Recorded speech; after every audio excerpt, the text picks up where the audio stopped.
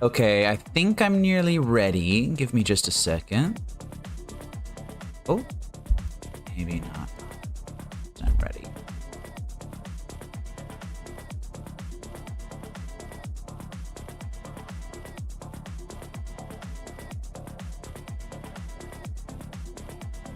All right.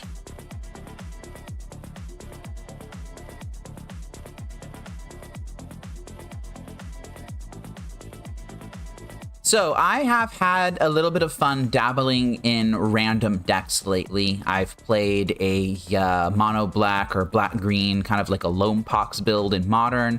I played some Affinity for a while. I had a lot of fun doing that. But some of the feedback that I consistently got from y'all was, why don't you play a deck that's a little more interesting, has some more interesting lines, some things to talk through.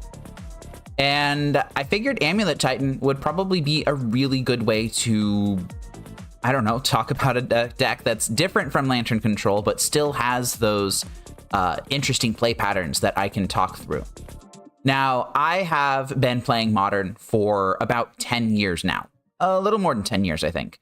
And I have played against Amulet Titan with Lantern a lot. I have always told myself, oh, I'm going to learn it eventually, but I never really have. And, you know, I think now might be the time to finally do it. Amulet Titan is a good deck in the meta for those who are good at playing it specifically. For people like me, I will not be doing very well with this deck in the slightest because I don't know what I'm doing. I'm just another scrub who saw that some good Amulet players put up numbers and was like, oh yeah, let's go ahead and pick up the deck, see if it's any good. Spoilers, it's only good if you were an expert at it. Kind of like Lantern Control, except Amulet Titan is better than Lantern Control. Honestly, it's way better. But if you can become an expert in Amulet Titan, and you can learn the play patterns and really know if with full confidence what to do in any given situation and how to build your deck, then yeah, Amulet Titan will reward you for that. But until you cross that hump, until you get that expert level knowledge, you're going to be really struggling to find some wins with this. It's really just going to feel like a pile of cards. And it really is a pile of cards. The way that this deck works is you will want to ramp up to 6 mana to cast Primeval Titan, which will give you more lands.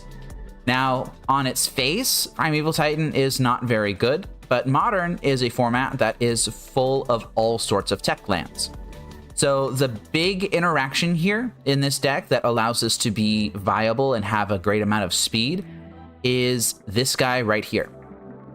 Amulet of Vigor says, whenever a permanent enters under your control tapped, you can untap it. Or you have to untap it, actually. So this is a trigger that goes onto the stack whenever a permanent you control enters, and it enters tapped. This deck is full of lands that enter tapped.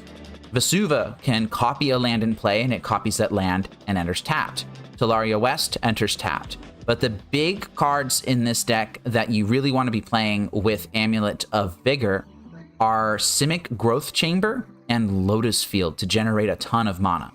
Now, Simic Growth Chamber and the other Karoo lands, the bounce lands, they all enter tapped. They can produce 2 mana when you tap them, and they have you bounce a land to your hand when they enter.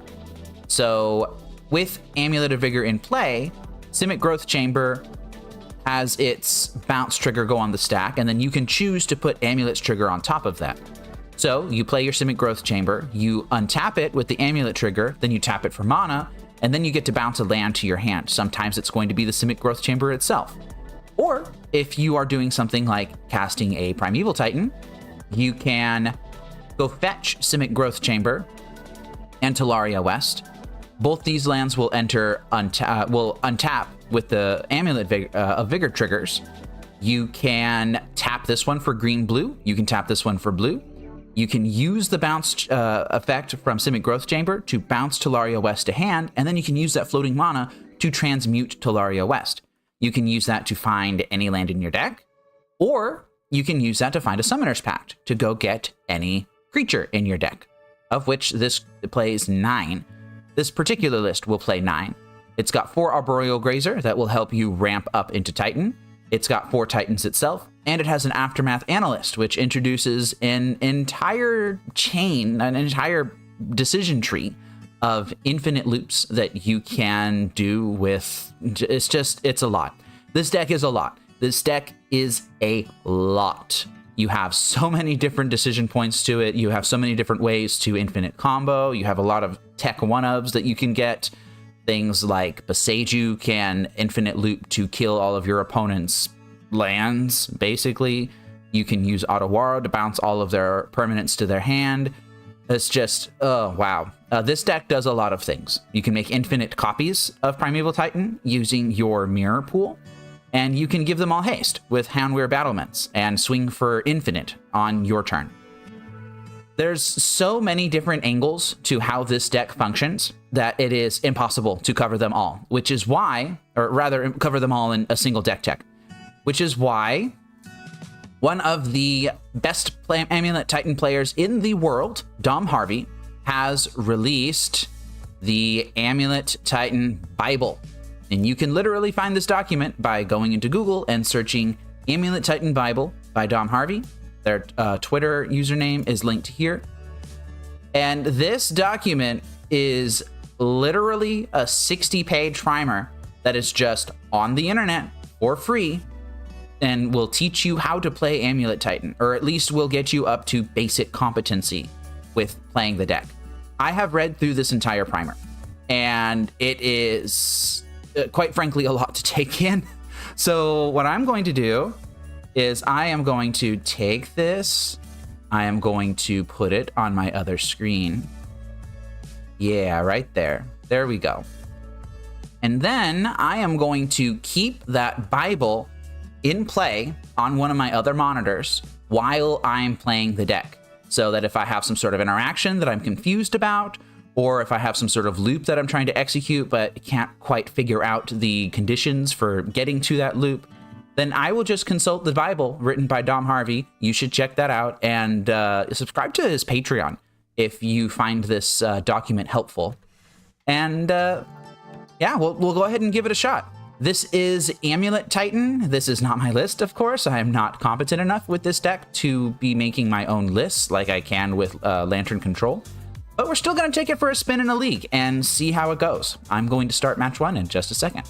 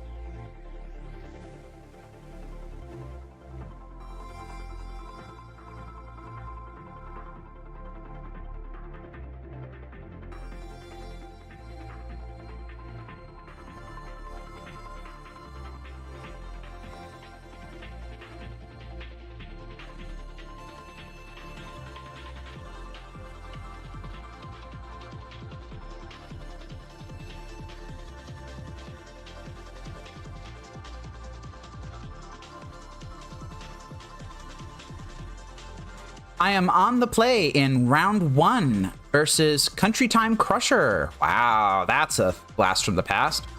The username at the very least. And I've got a hand that has some interesting things going for it. This can find an amulet on turn 3. It also has the ability to cast Malevolent Rumble on 2. I've got a Selesnya Sanctuary in hand, which is one of my bounce lands, and I have a Crumbling Vestige, which is pretty good. I think I will keep this.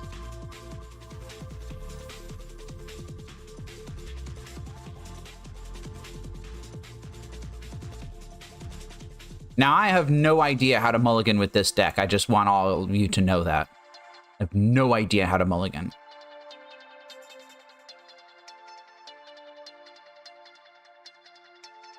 Looks like the hero has played a Steam Vents into a Faithless Looting. That's interesting.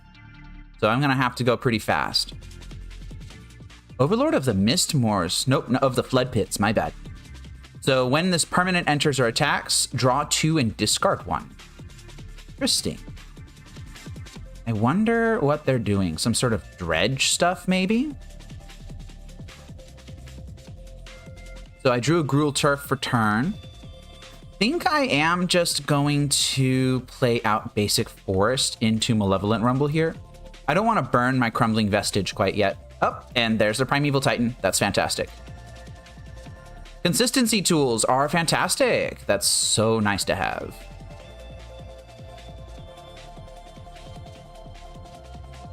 Now, I could make a construct this turn, or next turn if I wanted to. I'm not sure how correct that is to do. And I don't believe that I can actually get up to Primetime Mana this upcoming turn. Although that's a Summoner's Pact. So what I could do is I could... Well, I'm going to float the mana here first. So let's go ahead and do that. And then get the amulet into play and then decide. All right, so I've got 1 mana floating. I have access to 3 in total as of right now. I still have a land drop. So Amulet could put in Gruul Turf, which would give me 5 mana in total. That is notably not enough to cast an Amulet Titan, a Primeval Titan here. But I have Summoner's Pact in hand. So Summoner's Pact could grab Arboreal Grazer, and then Arboreal Grazer, I could cast that off of the forest and put Gruul Turf into play. And then I could put Gruul Turf into play again as my land for turn by bouncing it with its own trigger. And then I could put Primeval Titan into play. And Primeval Titan would grab 2 lands. Although the downside of doing a line like that is that I would not be able to pay for my Pact trigger on the next turn. So I'm not sure how good of an option that is. I could Summoner's Pact for an Aftermath Analyst here and just play that and possibly go for an Aftermath Analyst Shifting Woodland sort of loop. I'm not sure how good that would be. Even if I play Aftermath Analyst, I don't think I'd have enough mana to pay for the Summoner's Pact trigger, though. So I'm not sure how willing I should be to do that. I think there's a very good chance that I should have just made the construct. I think I'm going to play Urza's Saga and just pass turn.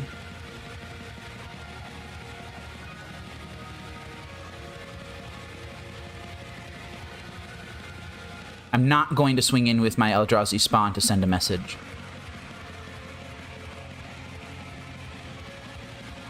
Opponent is surveilling here. Otherworldly Gaze.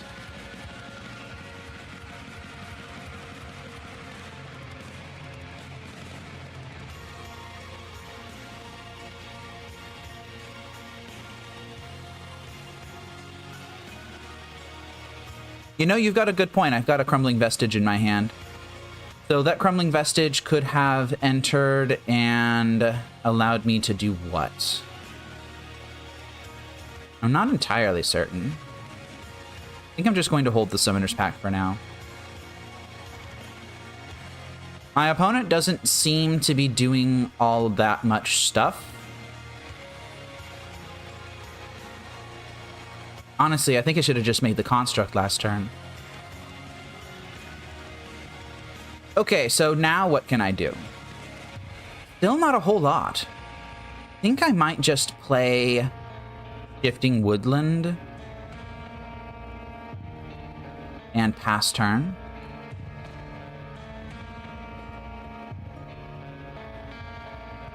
Going to make some constructs here.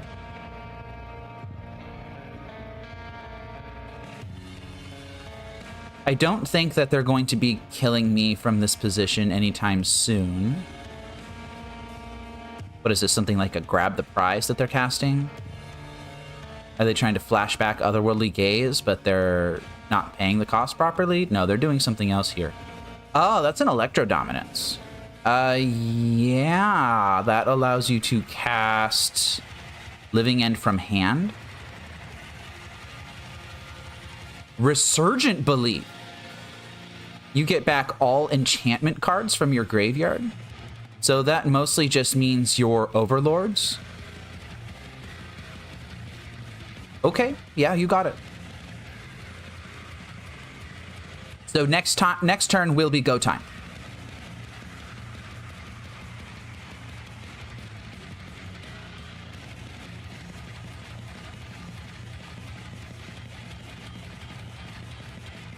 If I even get a next turn.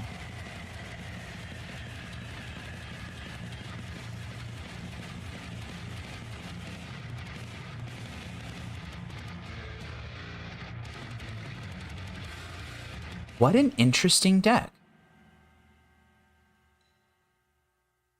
So I will be falling to 12 here.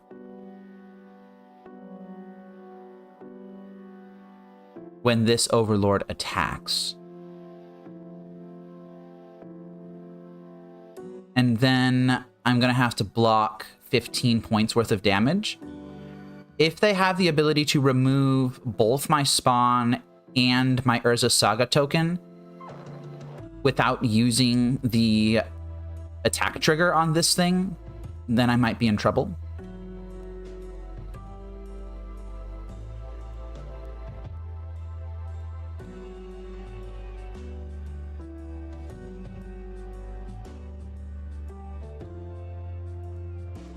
If they have any sort of counterspell, I might be in trouble.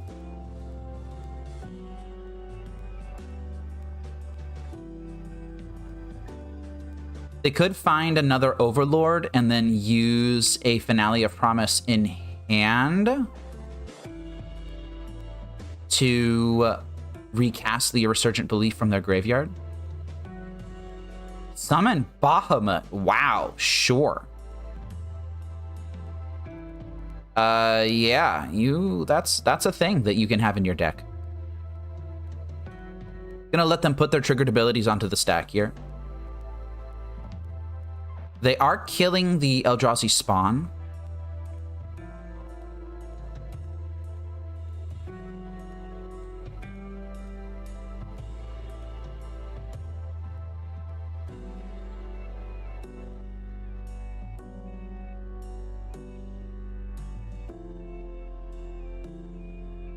I could have used the Eldrazi spawn to activate Urza Saga. I just don't know how important that was. It is a very small misplay, though. I just don't think I'm going to be punished for it.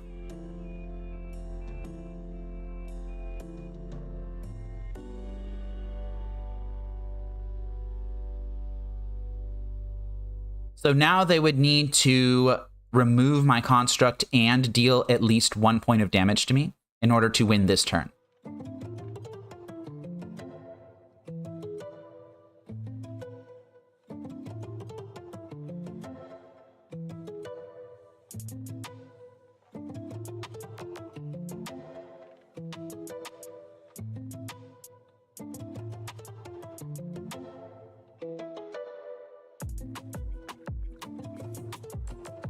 I am going to block their Overlord of the Flood Pits here. Oh no, that has flying.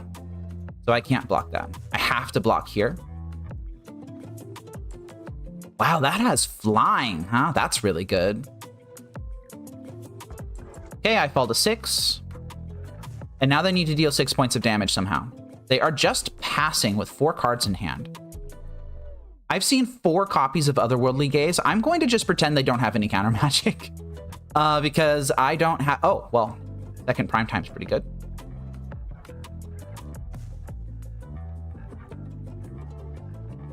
Okay, I will get another Amulet of Vigor. And now we start doing funky things. So I'm going to play a Gruul Turf. This will be +4 mana. And I need to make sure to stack my triggers appropriately. It's a shame these don't auto-stack, you know?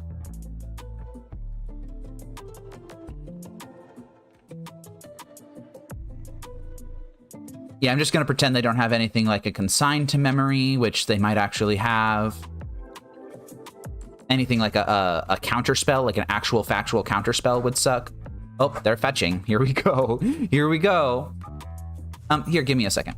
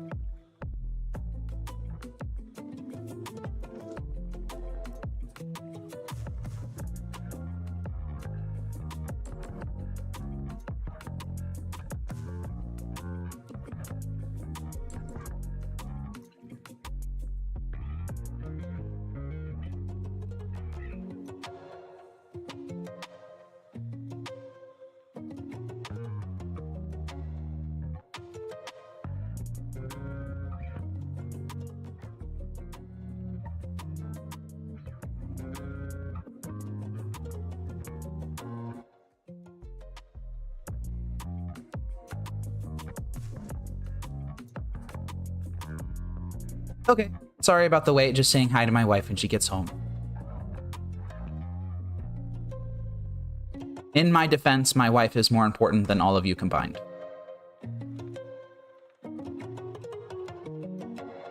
Oh, they're doing something. Another Electro Dominance. Oh, Lord. Okay, well, what's this one going to do? Going to cast another one of those. Oh, it's non-land permanent. It's non-land permanent. It's non-land permanent. Okay. So that means they can only take out my amulets.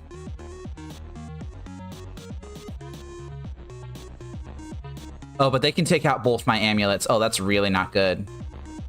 I kind of just needed them to not have anything, you know? And these things return permanently. There's nothing that I can really do in response here.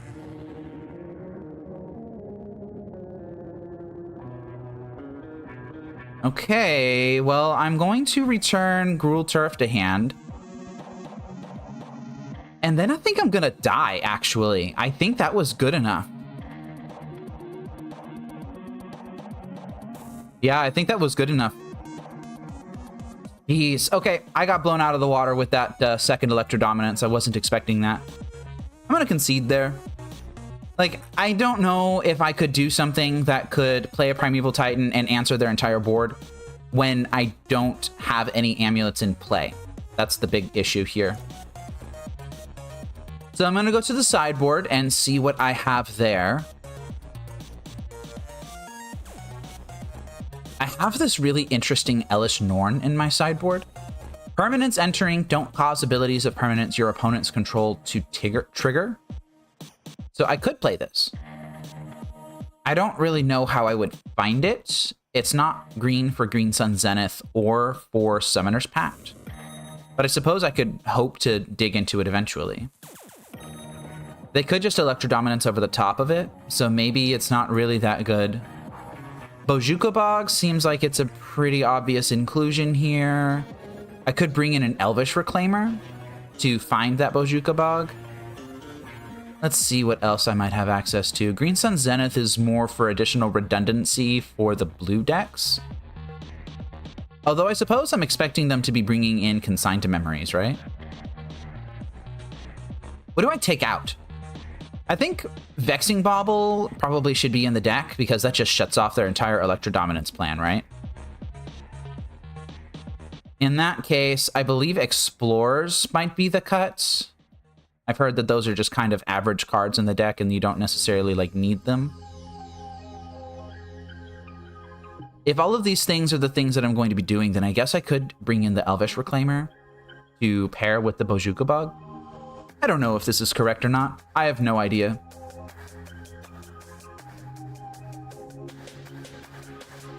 And it's entirely possible that I should have tried to go off on an earlier turn. I just was really hoping for that double amulet, you know? Okay, so what does this hand do? This is, once again, turn 3 amulet. I think I keep this. I want to be going relatively fast against this opponent, so I'm not going to look for hands that are necessarily super resilient, just hands that are super fast. So this hand will play Boseiju into Grazer into Saga.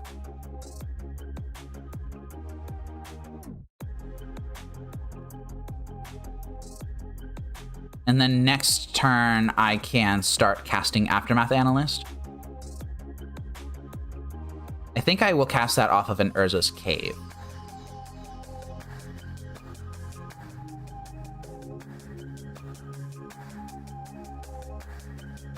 The hero is going Steam Vents into Faithless Looting. And they bend 2 enchantments.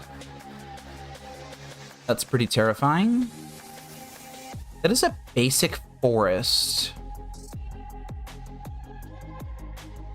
Do I go Constructs? I don't think that's correct. If they have an Electro Dominance in hand, then they might be able to do the thing pretty dang quickly, actually. This will give this guy Ace, so I'd be taking 11 next turn. Arboreal Grazer blocks notwithstanding. I think I'm just going to play the Aftermath Analyst and see what happens. I milled a bunch of stuff that I don't really care about. And I think I'm just going to play Urza's Cave. Not attacking with Arboreal Grazer. I'm expecting that I could take a pretty big hit here.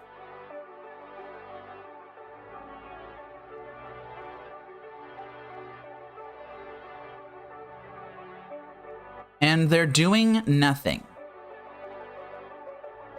Well, that's kind of scary. Oh, that is a Green Sun Zenith. That's really interesting. Okay, so I'm going to... You know, here's an interesting thing. Do I get Amulet of Vigor right now, or do I take a more controlling posture and get Vexing Bauble and just rely on my land drops to naturally get me up to Primeval Titan? I think I might do that. I'm gonna do that. Vexing Bauble is down. Well, if I was gonna do that, then I probably should have made the Construct, right? So now I can play my basic forest, and I can cycle Urza's Cave into a different land if I want to.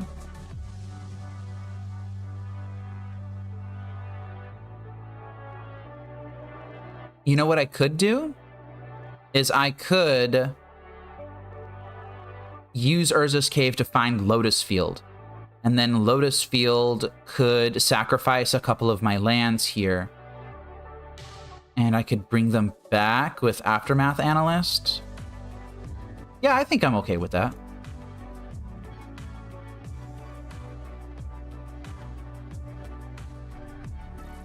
So Lotus Field comes into play. I'm going to sacrifice my other 2 lands.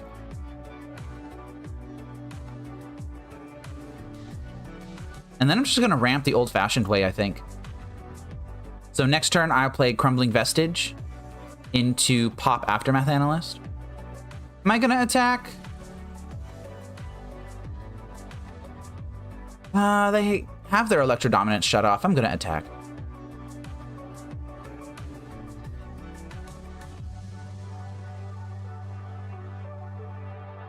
Not punished. That's fantastic.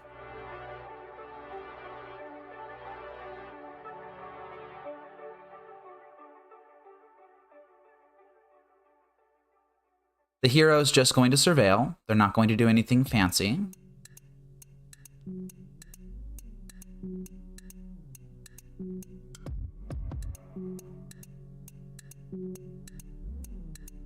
I think this Vexing Brawl might be actually causing trouble for them.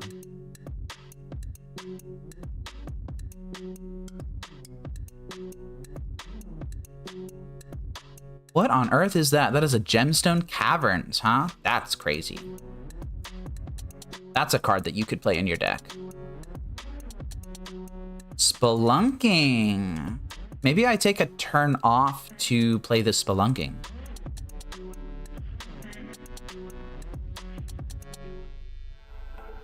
Yeah, I think I'll do that. I think I'll play Spelunking now.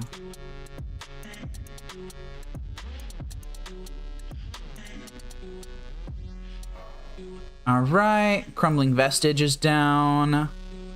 Yeah, I'll have it on tap. That's fine.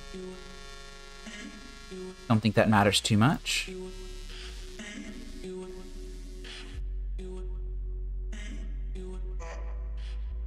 Cast this Amulet of Vigor because I may as well. And I'm just gonna save the Green Sun Zenith to be a second Titan later on, if I need it to be.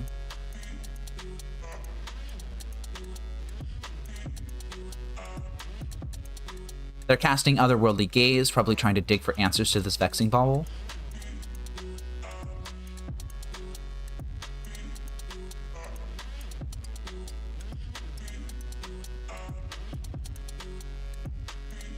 They just binned everything.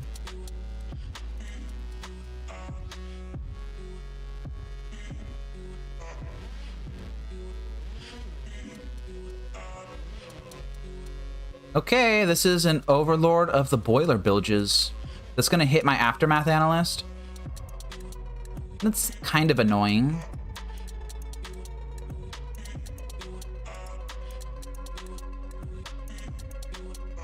And this brings me up to 5 mana. I don't have an Ice-Till Explorer. Well, my deck's full of lands. So maybe I just play the forest and do nothing. And try to cast Primeval Titan next turn.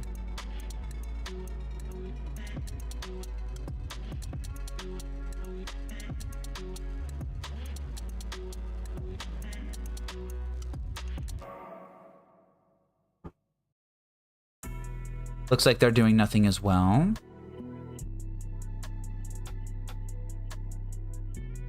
And that's an Arboreal Grazer, which is notably not a land. All right, try again next turn. It's fine.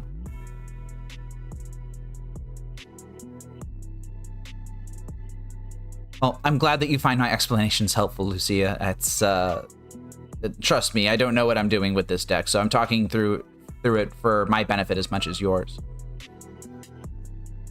A Faithless Salvaging, which is something that I didn't even remember was a card that existed after the Modern Horizons 2 came out. Yeah, you got it. I don't know if y'all hear the cat, but he is skittering around the house and running laps and then bonking his head into my bedroom door and then going meow, meow. And my wife got so annoyed that she opened the door and let him in. Little does she know that the second she lets him inside the room, he's going to skitter around, he's going to bonk his head into the door from the other side, and he's going to meow until she lets him out. This has been a consistent problem with this orange cat, basically the entire time we've had him. All right, I get to get the rebound half of this Faithless Salvaging for free with this Vexing Bauble. That's great. They need a way to remove this before they can do anything. I guess this Overlord of the Boiler Bilges will eventually come off suspend, right? They're doing a ton of digging.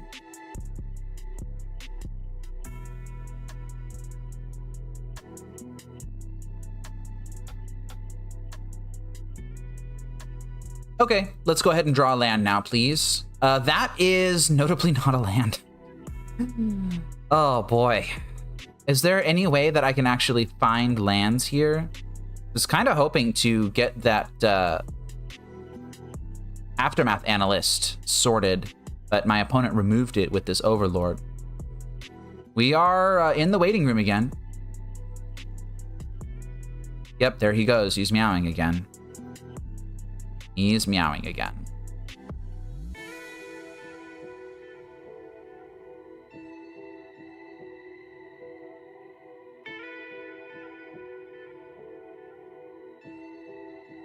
The hero has spent so many cards on these looting effects.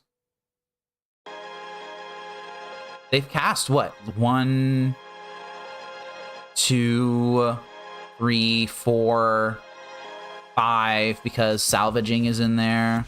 They've cast a number of otherworldly gazes as well. Okay, it is time to draw a land, please. Deck is half lands. Can we do it? Yes, we can. Great. So let's go ahead and play this Simic Growth Chamber. Now, I don't know what I'm bouncing quite yet. Oh, I can have it enter untapped. Yeah, that's fine. So what do I want to return?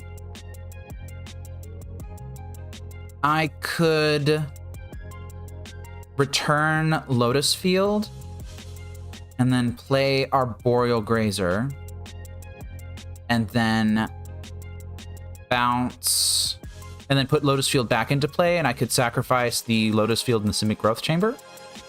And that would get me up to a lot of mana. And then I could cast Primeval Titan, and I could find... Oh, well, I don't have any artifacts in my graveyard, so I cannot actually do an Aftermath Analyst loop right now. That is a real shame. I think I'm just going to go up to Primeval Titan first. And I think I actually will bounce the Lotus Field.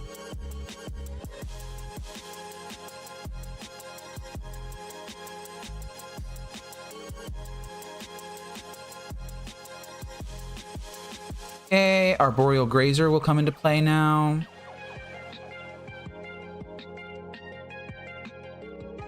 Gonna put the Lotus Field into play. And I think I will sacrifice it and the Vestige.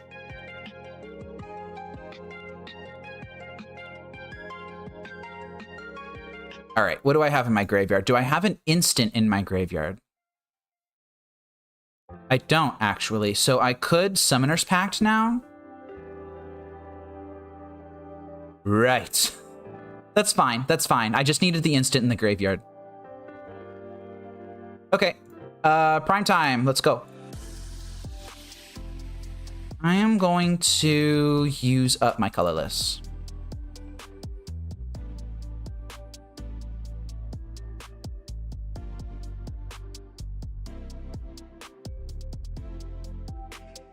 I could grab Shifting Woodland and Lotus Field here.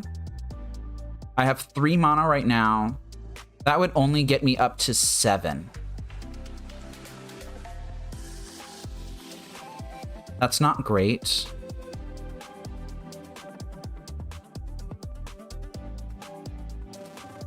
So what I could do instead is I could grab Hanweir Battlements and Lotus Fields. I could grab... Do I have... Yes, I should. I should have the Mirror Pool still in my deck. I could grab Lotus Field Mirror Pool. And I think I will do that. I'm not going to go quite infinite yet. Yeah, those can enter untapped. That's fine. I will sacrifice the Simic Growth Chamber and the Forest. And I'm not going to go infinite, but I am going to get an overwhelming advantage. Or at least what I hope is an overwhelming advantage. Oh, right. I can't use the Mirror Pool because I used the colorless mana. Dang it. Oh, geez. That's such a spew. 1, 2, 3, 4, 5, 6, 7. I could still grab... I can still recover this, though, because I have the Green Sun Zenith in hand. So let's go ahead and cast that. This is a little bit messy, though. I told y'all I would be making mistakes, and I'm making mistakes. So Green Sun Zenith for 6 is going to get another Primeval Titan. And this one will grab Hanweir Battlements and the Crumbling Vestige so that I can make one of these guys hasty.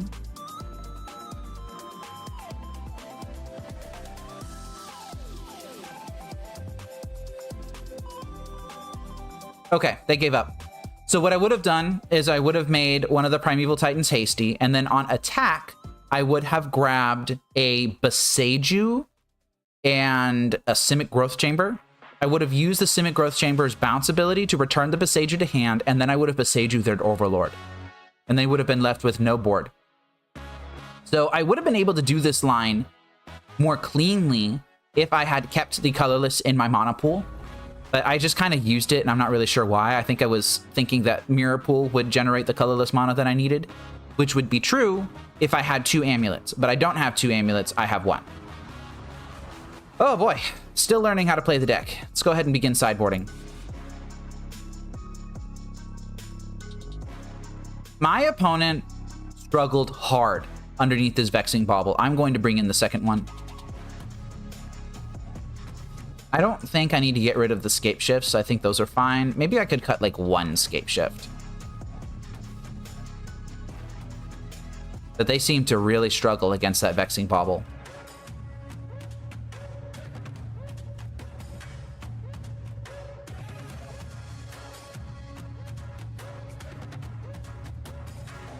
Okay, this is a very good hand. This is turn 1, Forest Arboreal Grazer into Saga. Turn 2, Saga Spelunking. And then turn 3, Slag Queen. Something like that. Running short on clock because I don't know what I'm doing, so I'm going to have to be aware of that.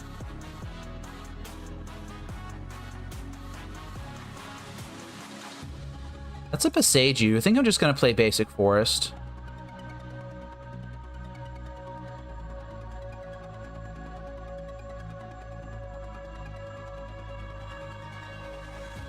What, you got like a minor misstep or something like that? No?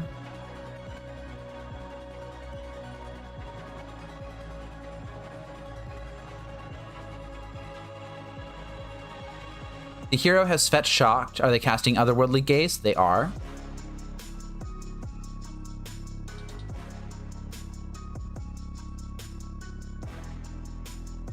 And they kept a card on top. They might have Electro Dominance here. If they do, they're not firing it off immediately. I suppose that makes sense. Oh, that's an Elvish Reclaimer. Oh, I can still play that this turn. I can play Urza Saga number 2 into Spelunking, into drop Crumbling Vestige or Boseiju. I have 2 Crumbling Vestiges. I'm going to play one of them. I'll hold on to the Boseiju for now.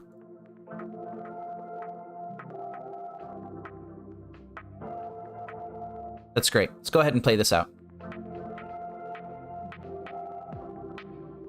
And next turn, this Elvish Reclaimer can fetch Bojuka Bog at instant speed. I have nothing that I can do from here on, though. Shocking in once again. Flashing back Otherworldly Gaze. Alright, if they've got something, now's the turn to do it.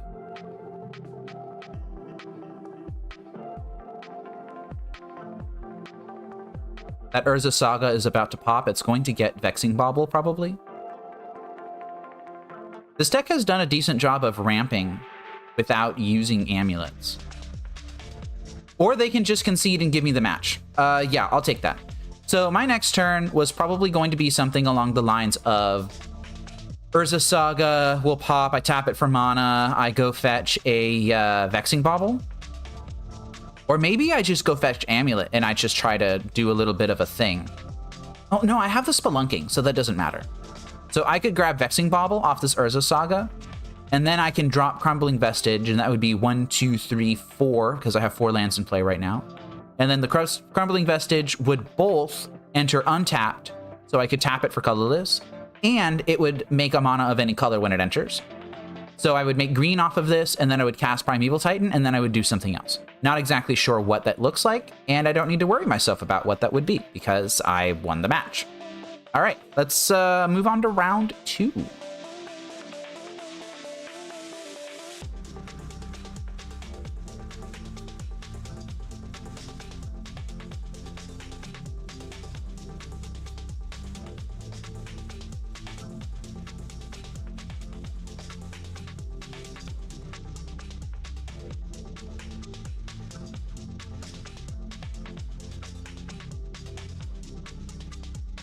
Gonna take a second to address chat in between rounds. Lucia, yeah, being an orange household is wild. My beard is orange and my mustache is orange, and my wife calls me her orange man. So she has 2 orange men in her house. She has me and she has the cat. I would like to think that I am better than the cat. But occasionally she will choose to pet the cat, and then the cat will swipe at me, and then I will grab his head, and then he will run away. So I guess I win. And Mirko, I have considered doing something I'm actually capable of.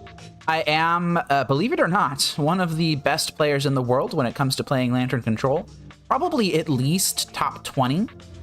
But Lantern kinda is in a bad spot right now, and it needs Blood Moon to be any good.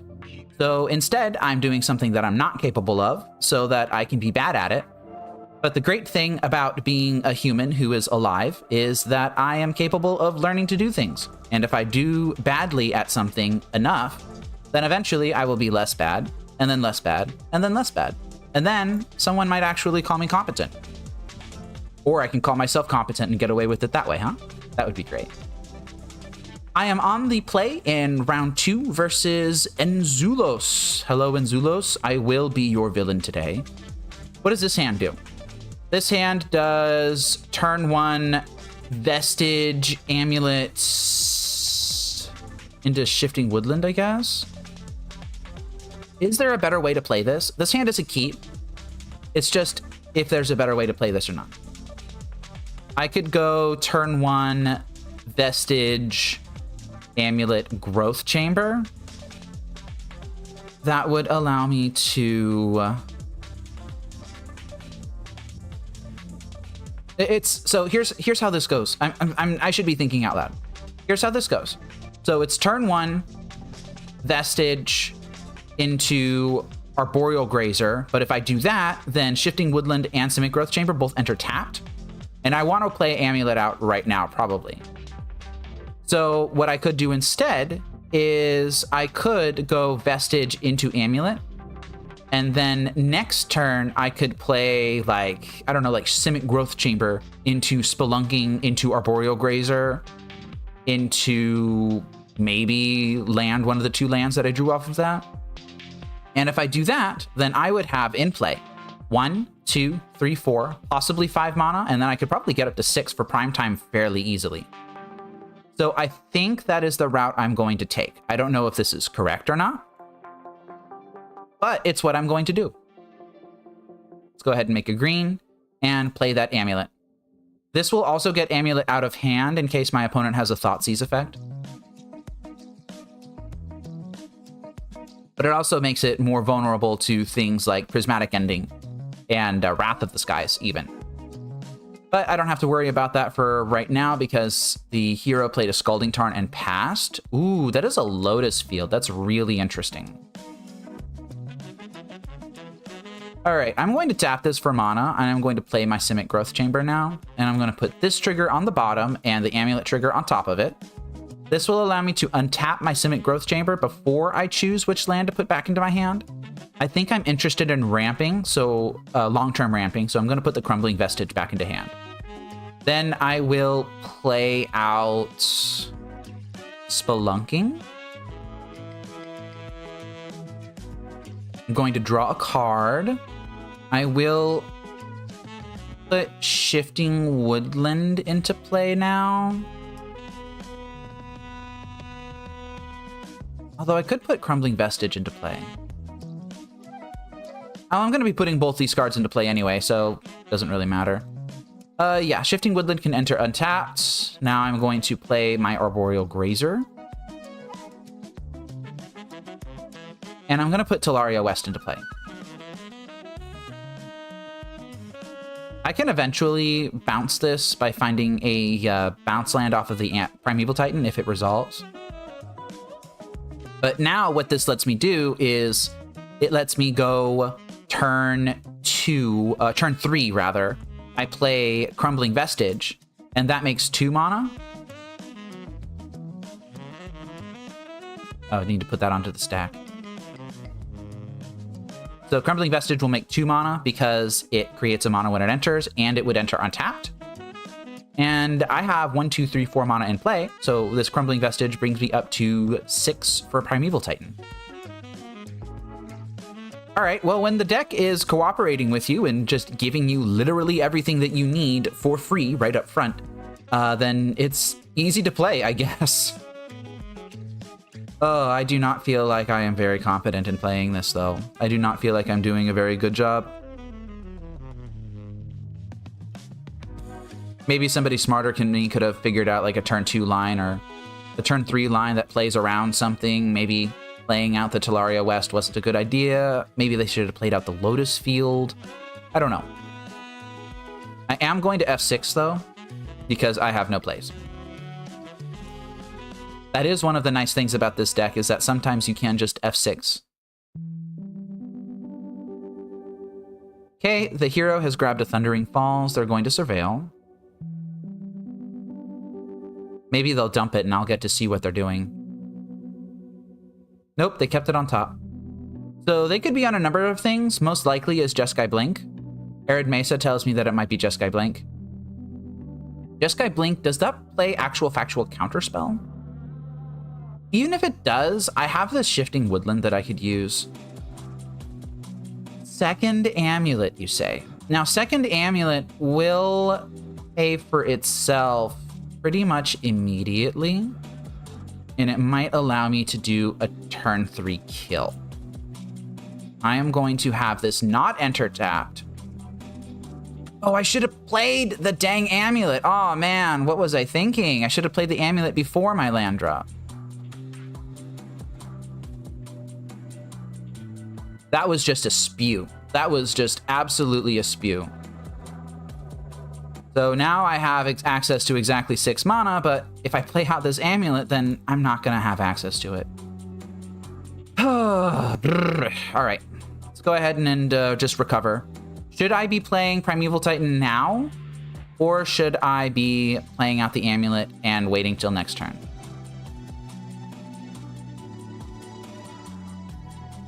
If I play out the Amulet now, then I could, next turn, generate 6 mana off of the Lotus Field. And I could cast Primeval Titan, and if it gets countered, then I can immediately activate Shifting Woodland. If I wait till next turn to do that, then I would not have access to that line. If I don't play Amulet now and I just cast Primeval Titan, then next turn I would play out Amulet the correct way. I would then use Lotus Field and I would activate Shifting Woodland and I would copy Primeval Titan and then I would swing with it. So which way is better? I'm going to play out the Primeval Titan now, specifically to play around Wrath of the Skies, which I think my opponent might be playing.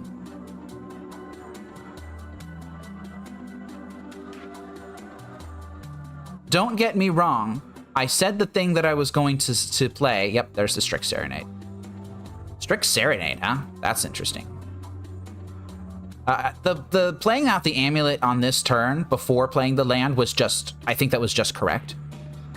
But I think that I can recover. We'll have to see.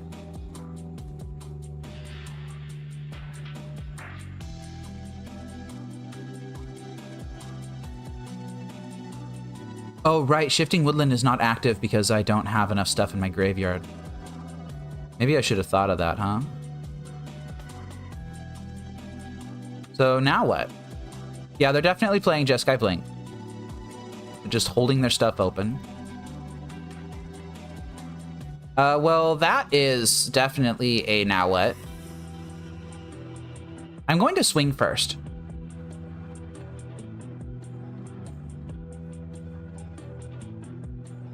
And I think I will hold this second amulet in hand. I don't think I'm going to play out my entire hand into a Wrath of the Skies. Just in case I'm wrong and... does Jeskai Blink play Wrath of the Skies? I don't think it does, at least not in the main board. But just in case I'm wrong, I'm going to hold this amulet in hand now. Yeah, there's Felia. You're going to blink my bird token?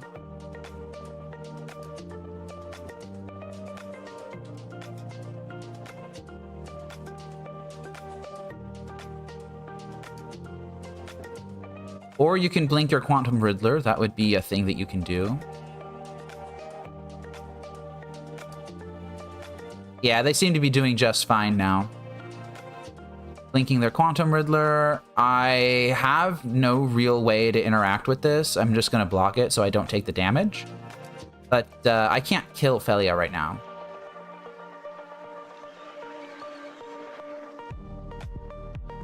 There's the Ragavan. And Quantum Riddler's going to come back. They're going to draw another card. And I'm going to pass to my turn. That's just Forest.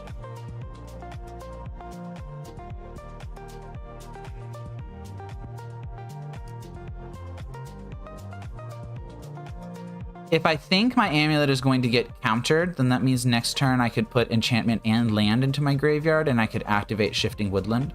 I think I'm still going to hold. I can do the same thing next turn, except I could go grab Vexing Bauble and cycle it to put the artifact in my graveyard. And I still really want to hold the amulet in hand just in case something goes wrong. This deck doesn't play Thoughtseizes.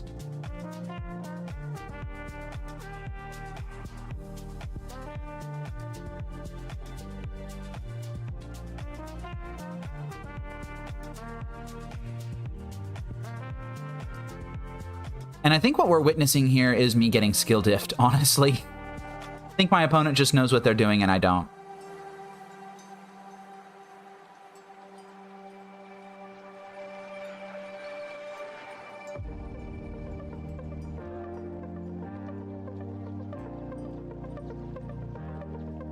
Okay, they are blinking the bird as expected. I will just create the token now. I don't think it's that big of a deal.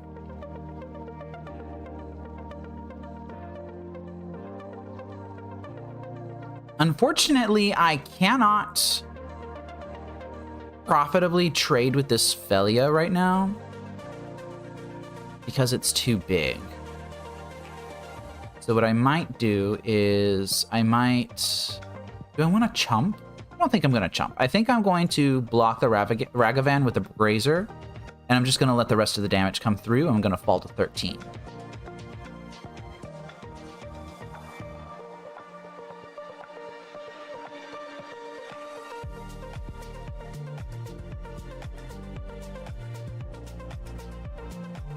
Now, my opponent is representing Solitude.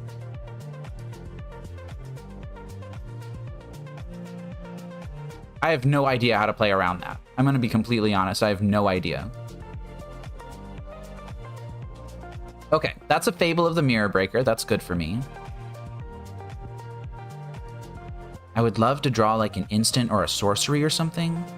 Something that can give me Delirium. Simic Growth Chamber isn't it, but that does actually allow me to bounce Talaria West. Okay. That does allow me to bounce Talaria West. I'm going to float mana here.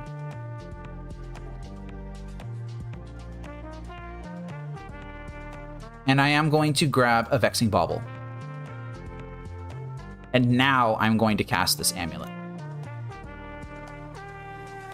I'm going to attempt to win right now. How do I do this? I can play out my Simic Growth Chamber. I can bounce Talaria West. I can grab Summoner's Pact, and then I can have it get countered by the Vexing Bauble. And then I can do what? I need to count my mana. 1, 2, 3, 4, 5, 6, 8, 10. I would need to spend a decent chunk of that on something.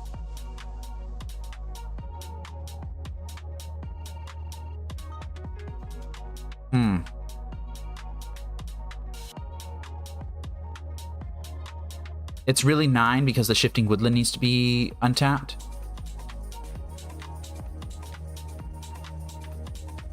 But that is enough to do all the things I want to do with a little bit left over. Okay, I'm gonna go for it. I don't know how this is going to work. But I'm gonna go for it right now. So I'm going to bounce the Talaria West. Oh, I should have put the triggers on the stack the other way. It doesn't really matter, though. Not for this particular instance, but it could matter if I had tried to bounce the Simic Growth Chamber back to my hand by itself. I am now going to... not going to tap the Crumbling Vestige. I think I'm going to learn my lesson. I'm going to transmute this. I'm going to grab Summoner's Pact. I am going to cast Summoner's Pact into my Vexing Bauble on purpose.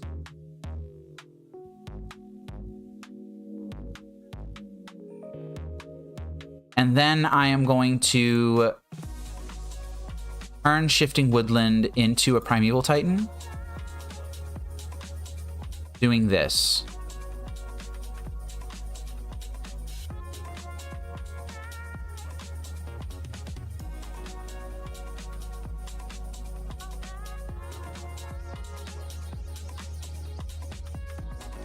Okay, and now what? This Felia is 3 power. It could be 4 power. That's 6. That's 10. That's 12. I can keep the Arboreal Grazer back. Could just get a free poke in for 4 off of this construct, and I think I will do that.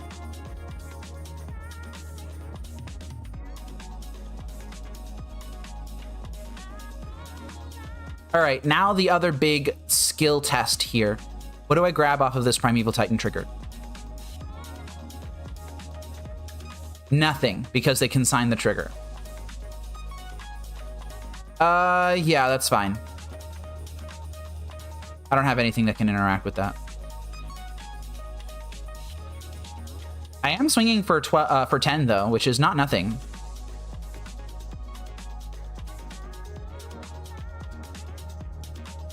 They're choosing. Are they choosing to chump? They're not choosing to chump.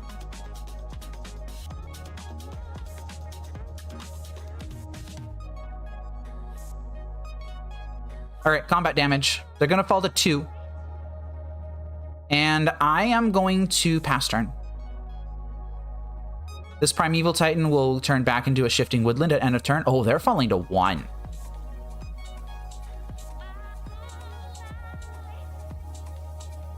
They kept the card on top.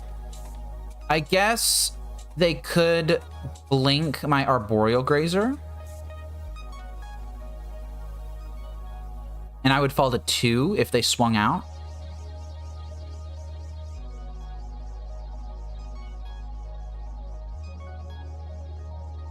Oh, and they just escape Flage and then I die. Yeah, okay. That's fine.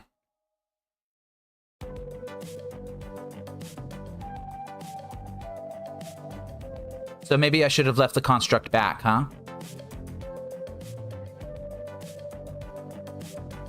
Yeah, I'm just gonna let them do it. If I'd left the construct back, they would be at 8 right now. Oh, but I'm still not convinced I would have been able to do anything. Oh, they didn't choose the lethal line. What the heck? Oh, that's lethal. Okay, they just chose a different lethal line. They just chose a different lethal line, everybody. All right, that's fine.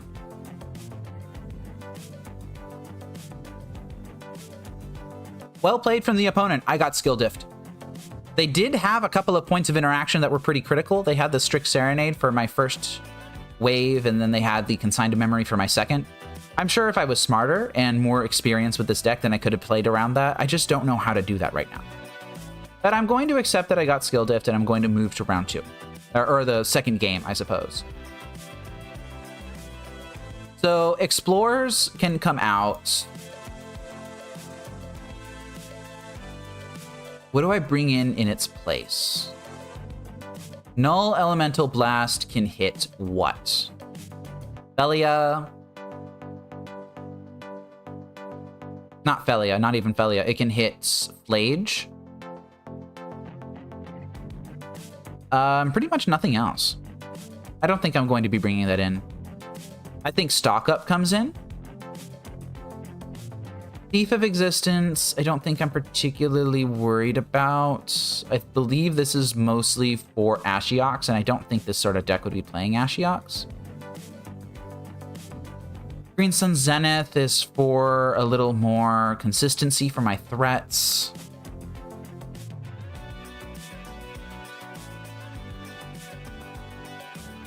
I want to keep in one Vexing Bauble to protect myself against Solitude, but I don't know if I want to. I think I'm just going to run it like this. Oh, I could bring in Elish Norn. Elish Norn stops a lot of their shenanigans. In that case, what do I side out? Scape Shifts. Scape Shifts can probably come out. Because these just play so terribly into Consigned to Memory. Because if you go grab a bunch of lands and then they counter like your Lotus Field trigger or something, or like an untap from an amulet, then you're in pretty bad shape. Could bring in Ice Till Explorer.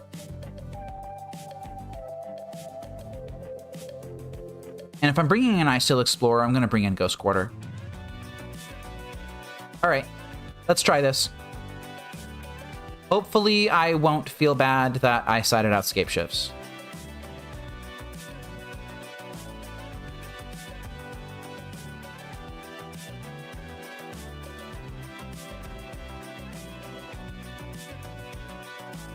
I would like to be on the play, thank you.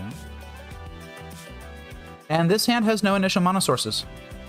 This is not functional, I'm gonna mulligan. What does this hand do? This hand has no initial green. But it does have Amulet. I could play turn 1 Vexing Bauble instead. I think I'm priced into keeping this. I don't like it, though. And I think I will get rid of... Honestly, I might get rid of the Amulet of Vigor and keep Spelunking. No, I'm not going to do that. I'm going to get rid of the Spelunking. Dude, this just looks like an absolute mess of random Magic cards to me. I have no idea how anybody can, like, make a consistent game plan out of this deck. It's just so much. Now, do I want to land Amulet or do I want to land Vexing Bauble? I think I'd rather land Amulet. I'm going to do that now. Get that in underneath the Consigned to Memories.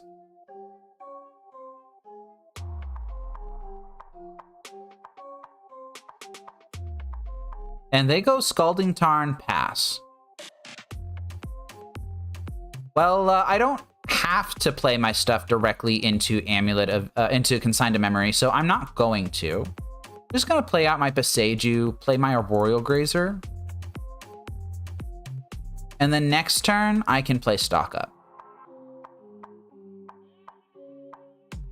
All right, that enters tap, so it's got to untap now. Yeah, there's no need for me to play directly into Consigned to Memory right now.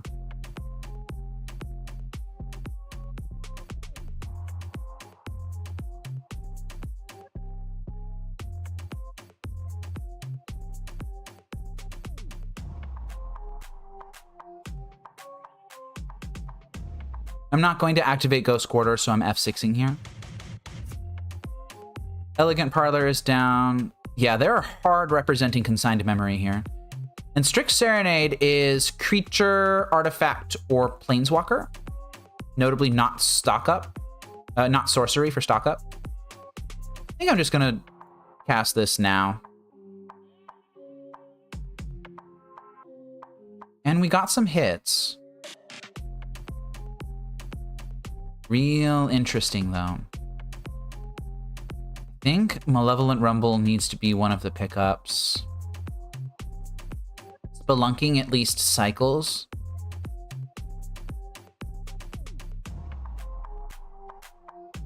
But I already have an Amulet of Vigor. I could grab an Arboreal Grazer and just hold on to it. I think I'm just going to do Talaria West. I'm going to keep myself open for having other options. All right. Urza Saga comes down. And I will F6 again. Not going to attack.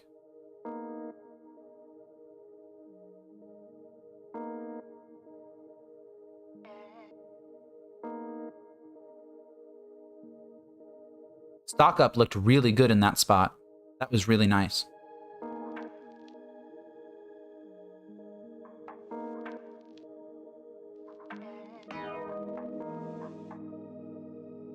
All right, they're doing something here. This might be a Wrath of the Skies for 1. Nope, it's an Obsidian Charmaw. They're going to kill my Urza Saga. Okay, there you go. Rule Turf was an interesting pickup. I think I'm going to play my Malevolent Rumble.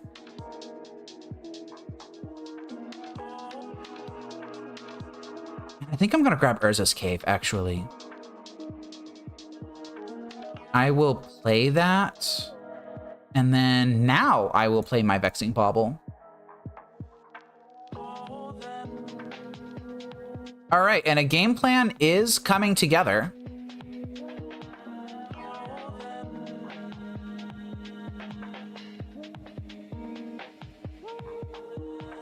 Next turn, I could possibly do a transmute for... Oh, well.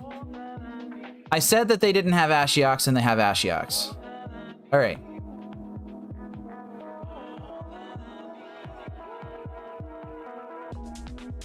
And they took a Primeval Titan with that exile. That's really bad. No, I'm not going to block that. I think once again I'm getting skill diffed here. Oh, just naturally rip the Primeval Titan? I mean, I suppose I'll cast it.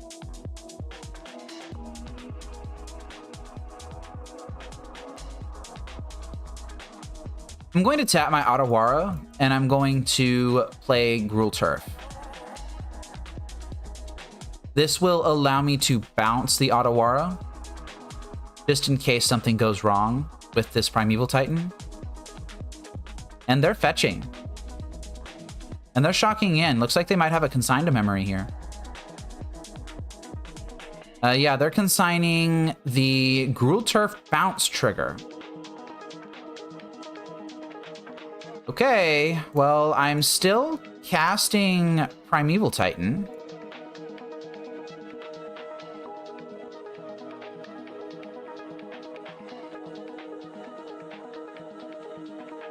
It's just a 6-mana 6/6 with trample, but, you know, it's not nothing.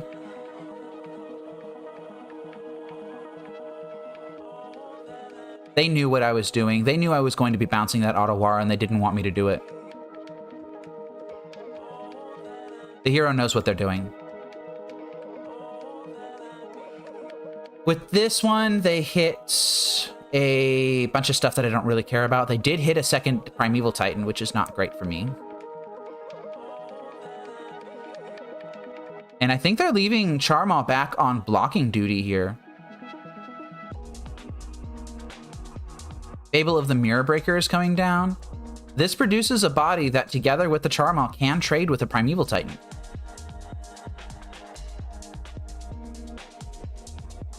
That is a Summoner's Pact. That's a pretty terrible draw. So now my choices are, I can swing with the Primeval Titan, try to clear out the Ashiok and just get it killed, and then my opponent can do whatever they want. Or I can hold it back, and then my opponent just pecks me to death with stuff. I think I need to hold it back. I think that I've only got one threat right now, and getting it just answered by the stuff they have on board is not really good. I don't have the ability to search for other things. As someone who has played Lantern Control against Amulet Titan, I know that Ashiok is among the scariest things that you can play against them. I wasn't expecting it out of this deck. I might have brought in my Thief of Existence if I had expected it.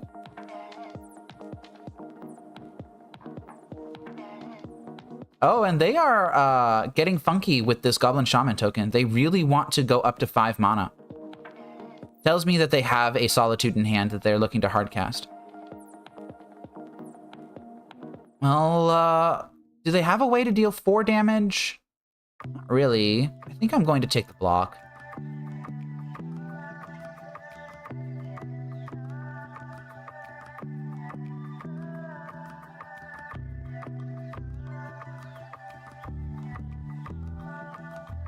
Hellish Norn, Mother of Machines. They have their own, huh? Yeah, you got it. Would love my own Hellish Norn right now, even though I don't have the mana necessary to cast it, do I? Yeah, that thing's got a big butt. 7 toughness. It's pretty big. Oh, I guess I found the white mana. I found the white mana, and I found the way to bounce Otawara. Except it doesn't trigger. Dang it. Okay, so now what?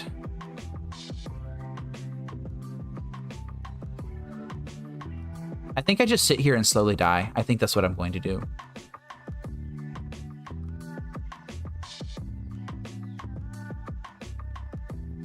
Like, I could swing with Primeval Titan, and I would trade with Obsidian Charmaw, but they'd still have the Hellish Norn in play. Just don't think it's really good. And now they can start poking me with this Charmaw. Oh, they can start doing Reflection Charmaw stuff. I think I'm pretty comfortable wrapping up. Yeah, I'm pretty comfortable wrapping up. They've got it from here. It was the Ashiok, and the Consign to Memory trigger on the Gruul Turf to prevent me from bouncing Otawara to hand was a really heads-up play for them. And I think that was the actual play that sealed this game. The Ashiok was really good. I had the answer to it. They denied the answer. And the deck just does not function when Ashiok is in play. You have so much stuff that causes you to search your deck. Urza's Cave causes you to search. Primeval Titan's triggers, all of them cause you to search. Summoner's Pact, Talaria West, it's just all shut off. None of it works. So I will take the L on this one, and I will move to match 3, where hopefully I will do a little bit better. Maybe? I don't know. We'll see.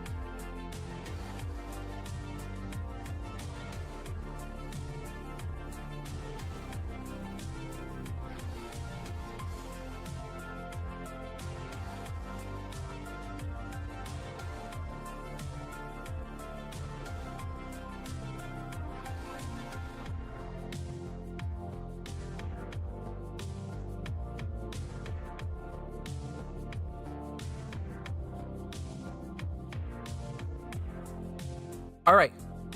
I am on the play again in match 3 versus See Ya Later, Stinky.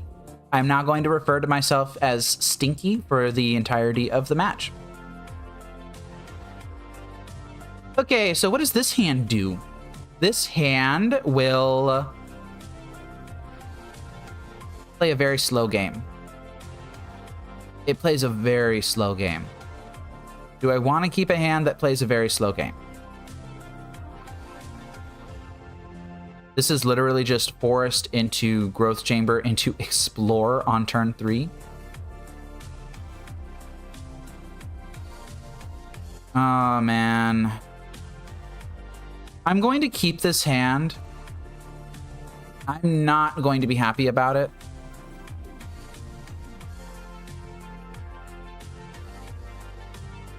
The hero here mulls to 6. Maybe they'll slow down a little bit.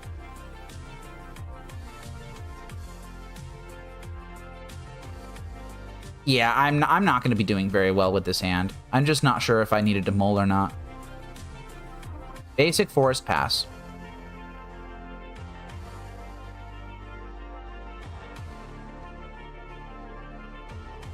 Edge Maze. So they are likely going to be playing the Simic Birthing Ritual deck. Yep, it's Simic Birthing Ritual. That's an important Oculus that they just dumped. Which means they have a ton of counter magic.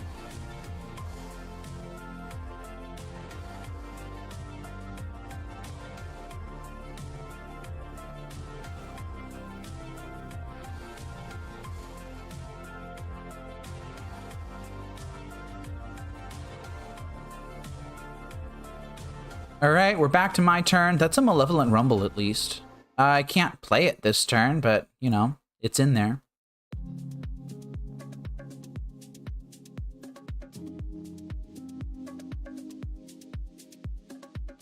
Bouncing the Forest and passing turn.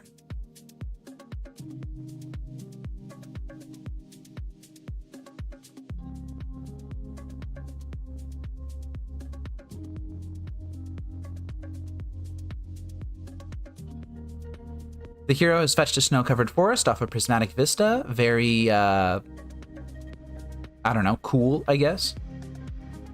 Drew a card with Thubble Thump. And now we have some interesting stuff to do. I can Malevolent Rumble off of the Simic Growth Chamber, and then I can use the spawn in the forest to cast Explore. I'll go ahead and do that. Gonna continue setting up here. This gets me an Urza Saga, which would allow me to develop an amulet underneath of a counterspell. I do not believe this deck plays mainboard consigns.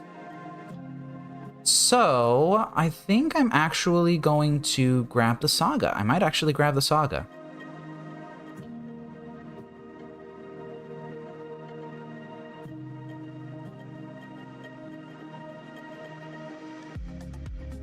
I could grab Spelunking and not cast it this turn. I'd be able to cast it next turn, but if that gets countered, then what am I even doing? Yeah, I'm gonna grab the Saga.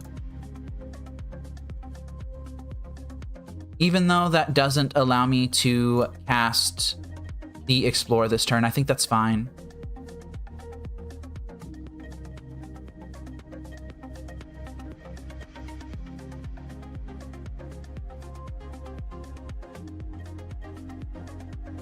So my graveyard has a land, an enchantment, and a sorcery in it.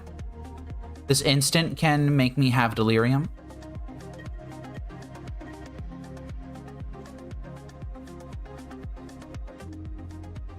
Ah, or they can just play Harbinger of the Seas, which is a thing that they can do, yes.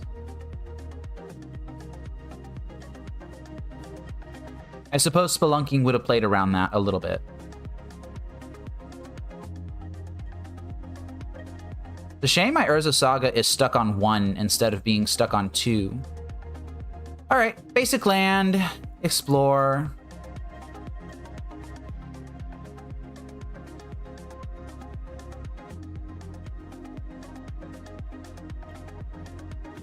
Vexing Bauble is actually a pretty good pickup. I'm going to play that. See if that resolves. It does. Okay, that's pretty good. I have a land drop. Right, I have a land drop.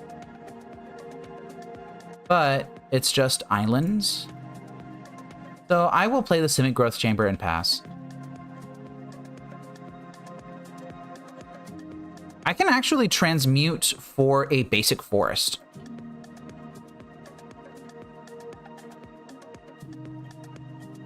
Gonna take the hit. Not gonna worry about it.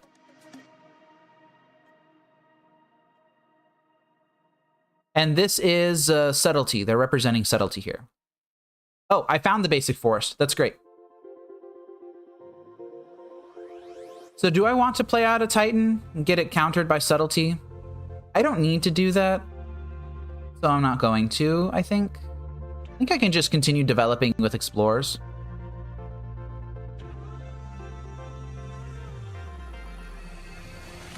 Urza's Cave is a decent pickup. Gonna play that. Could transmute Talaria West right now. Get a Summoner's Pact.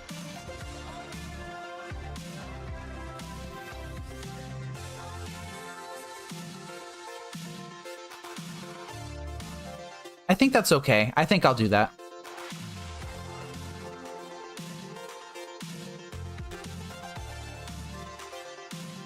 Transmuting Talaria West, gonna grab that Summoner's Pact, just to have a little bit of redundancy in my hand, I think.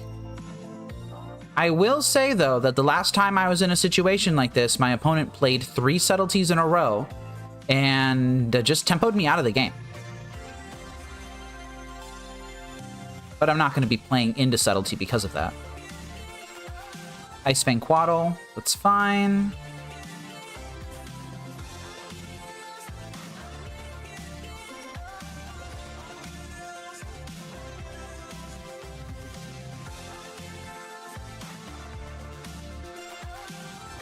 And yeah, that's true. I could just cast the Summoner's Pact with directly into the Vexing Bauble. I had to do that in a previous game.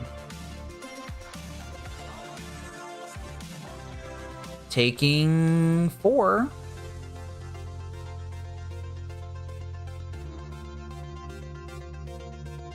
You know, I think I might not have the luxury of playing around Subtlety anymore. Amulet of Vigor is not really good in this situation. Yeah, I'm just gonna start casting my Titans.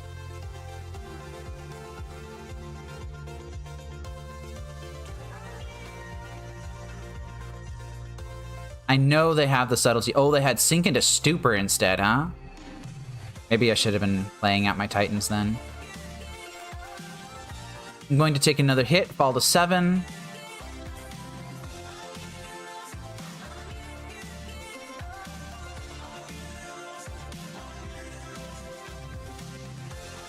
Fall to 6 because they played out an Ice Fang Quaddle. No, fall to 8 because I can't do math. Jeez.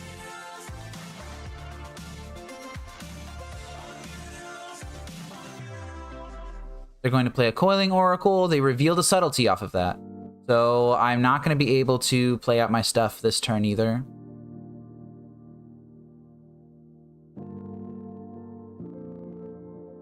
And they've got a really good tempo plan going.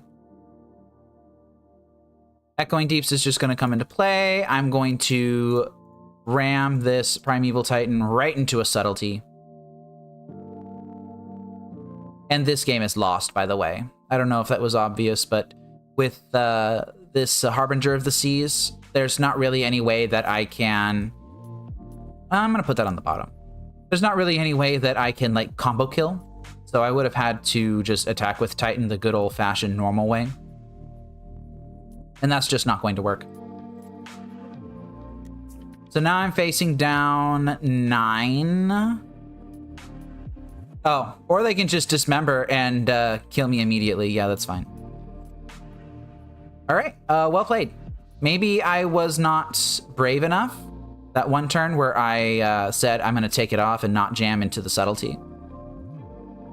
But the person who says see ya later to stinky people has won. And the stinky person has gotten stunk on, I guess. What do I want to play here? I want to get rid of Harbinger of the Seas. I think that's what these dismembers are for. So those are coming in. This deck will have consigned to memory post board that they're bringing in. I will be siding out my escape shifts to account for that. Null Elemental Blast is good against Ashiok and Ashiok only. And it also doesn't function underneath of a Harbinger of the Seas. The Icehill Explorer Ghost Quarter Walk is not going to work.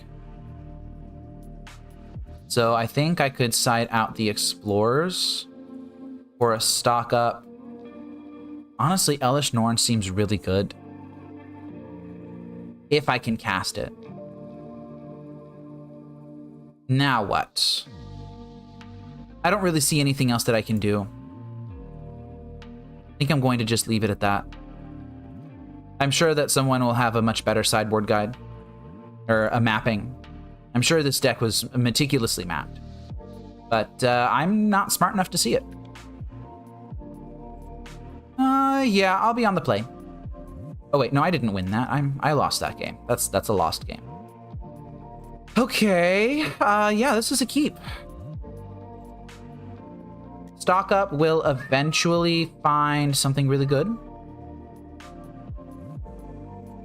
Oh, and they have a Gemstone Caverns, huh? That's not great for me. Amulet of Vigor. Yep, they F6'd. That's fantastic. That means that consigned memory is not something that I had to worry about because they F6 through my turn. Or I can just get Force of Vigored and get dunked on like an absolute idiot. That's fine. I should know this deck's bringing in Force of Vigors. I play Lantern Control.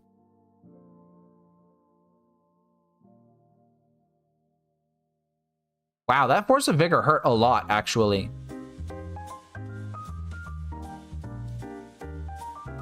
Delaria West is my draw for turn. I think I'm just going to... I think I will play that out, actually.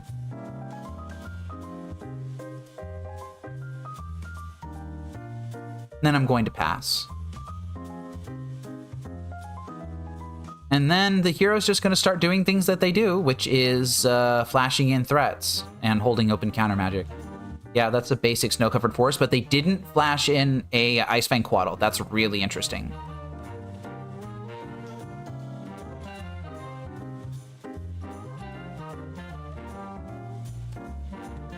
All right, here comes the Harbinger of the Seas. Yup, there it is. Figured that's what they would be doing when they bolted in that Soporific Springs. Oh, but I found the basic forest. That's good. Go ahead and get Selesnya Sanctuary in while that Harbinger is still down.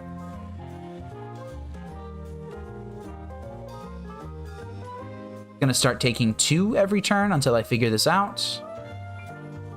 And they're just tempo gaming.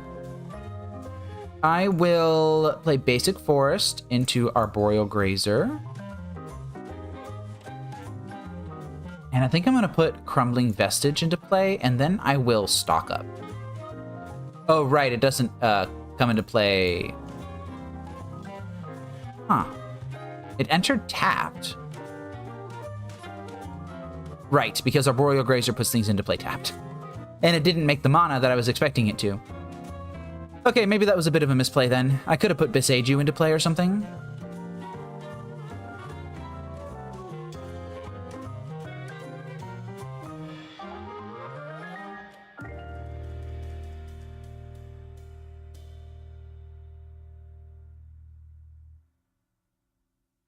The hero swinging in with Harbinger. They did not swing in with Harbinger, probably because I have a big butt.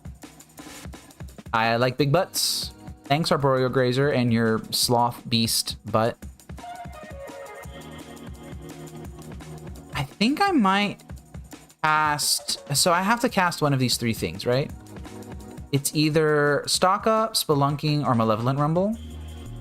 This turn, I could play Rumble into Stock Up if I wanted to.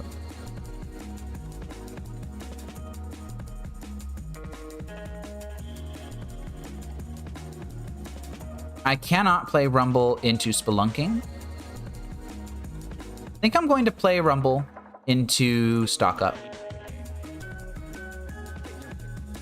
See if they counter this. They didn't counter it. I'm going to take the prime time and dump the rest of that stuff. And then I think I'm going to play 𝗟𝗟𝗡 and stock up.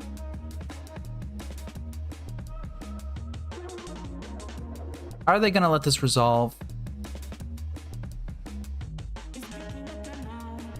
Not sure. Looks like no. That's a force of negation. Trying to keep me off of the second green for prime time, I think.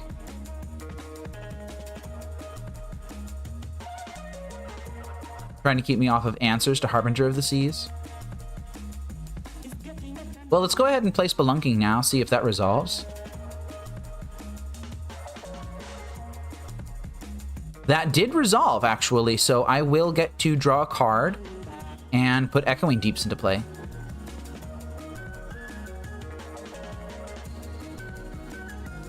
I didn't gain the life because it's not a cave anymore, unfortunately.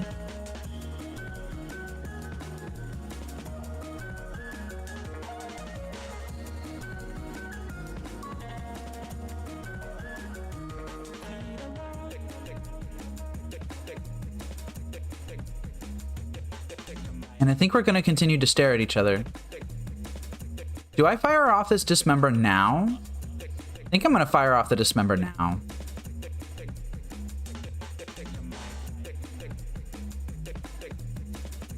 See if that works. Might not even work. They might have another counterspell and they were just saving it.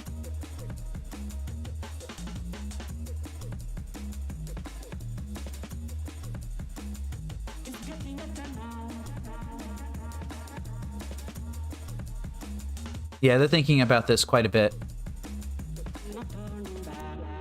And there's the counterspell that I was expecting. All right, would love to draw a basic forest right now. That's the best draw on the deck by far. Just gonna keep playing out lands. Got this Primeval Titan in hand, I just can't do anything with it.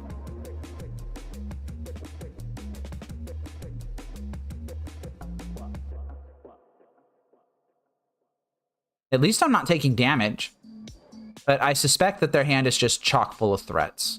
I'm gonna hold the Amulet. Cards in my hand are safe. They're not playing Thoughtseizes or Discarder of any kind. It's just at what point do they draw a threat? Like Coiling Oracle? That sucks. And that is a Birthing Ritual. That's going to start generating value for them. Starting next turn. Yeah, Lotus Field, you can get into play. Gonna get all the mana.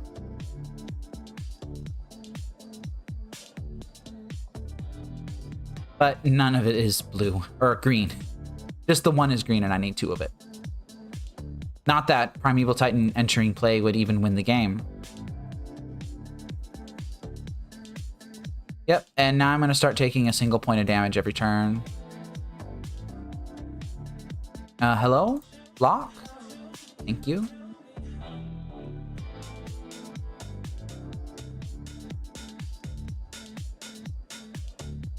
They played 𝗟𝗡𝗡 as a land.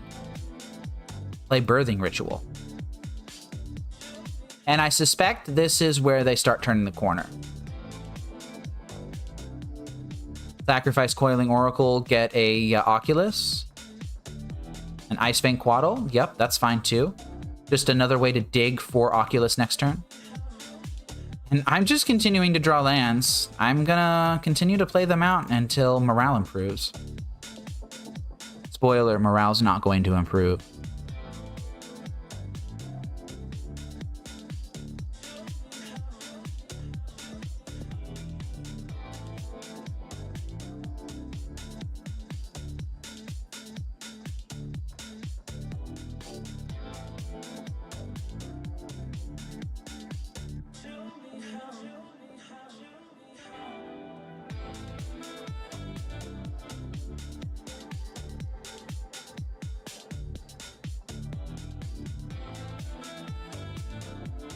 And I think we all know what the rest of this game is going to look like.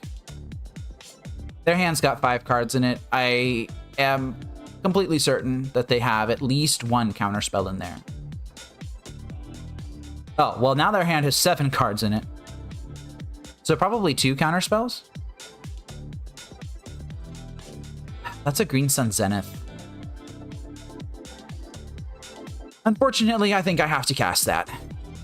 So let's go ahead and do Amulet.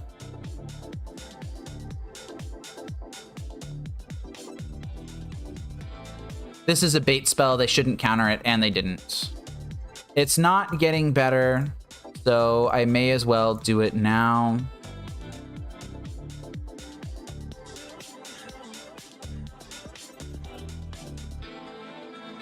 Force of Negation, Flare of Denial would all work here. Sink into Stupor would be decent. Yeah, Sink into Stupor is a thing that they can do. All right, that's fine. The second that they find an Abhorrent Oculus, this game's over. Like, there's just nothing I can do about that.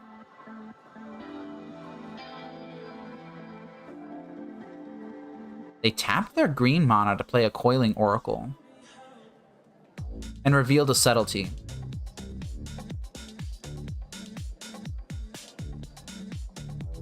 Now, Subtlety means that I can't cast Primeval Titans, but I can still cast Green Sun Zenith through Subtlety.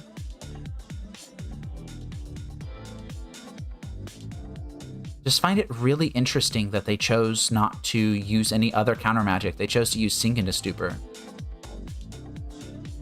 And they're still just using their Icefang Quaddles. They don't even have Death Touch yet. Okay, let's just try it again.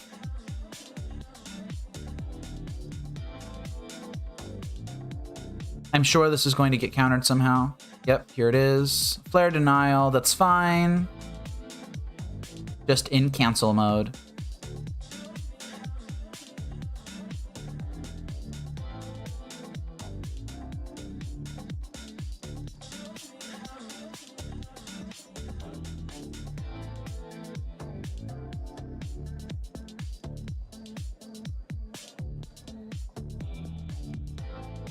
Gonna continue to do my blocks.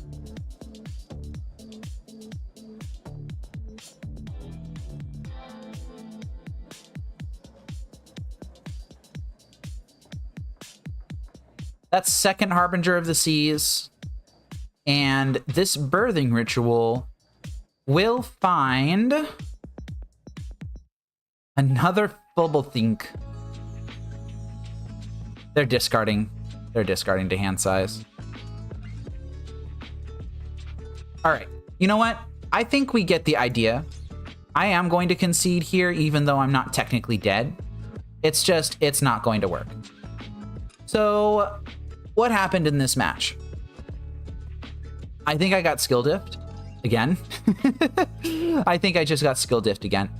It's very difficult to play this deck through Harbinger of the Seas, even though it does contain 3 basic forests. Primeval Titan just doesn't really do much when you have Harbinger of the Seas in play. Like, it can fetch islands, I guess, and it's a 6/6 body, but that doesn't really do a whole lot. And my opponent's deck is removal and threats and card advantage. So it seems like it might be difficult for me to win against this. The stock up was kind of nice. I liked having that as access to that tool. Having the Dismember was nice. You know what I really miss? I miss Thoughtseize. I know you can't play Thoughtseize in this deck because it's a green deck. And, you know, they splash blue for stuff and you splash white for stuff. And I guess occasionally you'll see a Golgari Rot Farm in a list. But I just don't know if this is a really good Thoughtseize deck. But I really miss Thoughtseize. I miss playing with Thoughtseize. Oh well, let's move on to match 4 and see if I can get a little lucky this time, because I'm going to need it.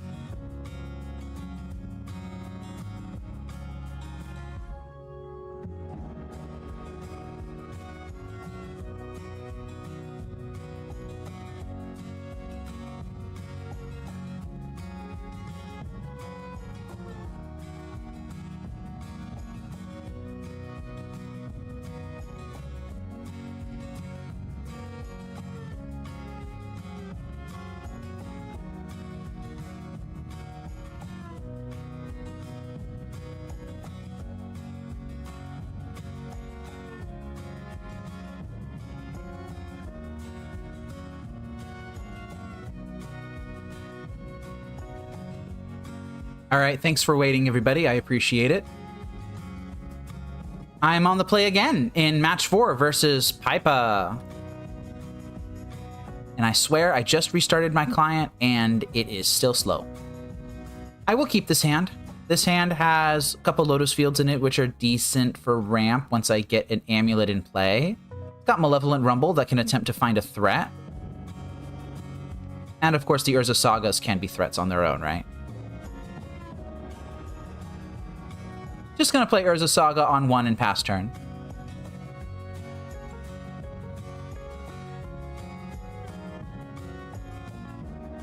Soporific Springs tapped pass turn. If I didn't know any better, and I don't, I would say that they would be playing the blue-green Birthing Ritual deck again. But they also could be playing Affinity.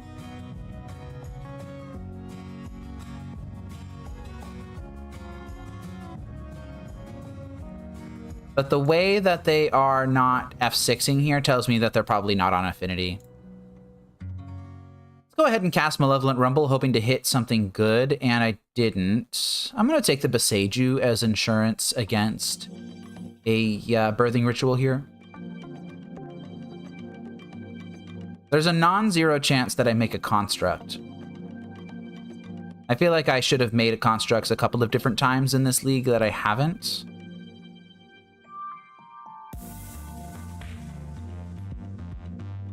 Yeah, it's Birthing Ritual. Coiling Oracle is coming down. This unlocks all of their free permission.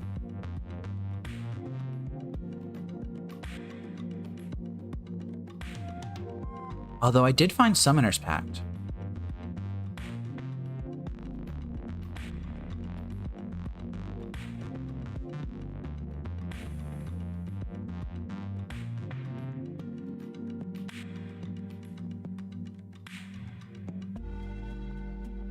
So I could just start ramping the slow way.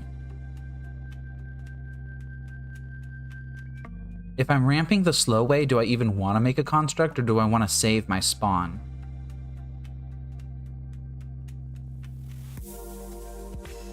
I'm not sure. I could make Echoing Deeps into an Urza Saga this turn. Yeah, I'll do that. I'm going to grab a Vexing Bauble off of this one. And then I'll have Echoing Deeps become a copy of Urza Saga. Not going to Boseiju anything, just going to pass turn.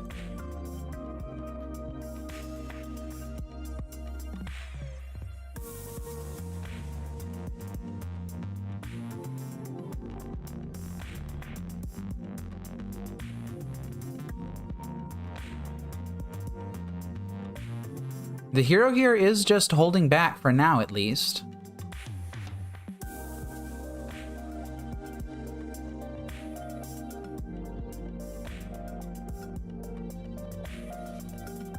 And they play out a Public Think.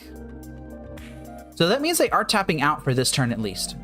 I don't know how much that is going to matter. Yeah, I don't think it's going to matter that much.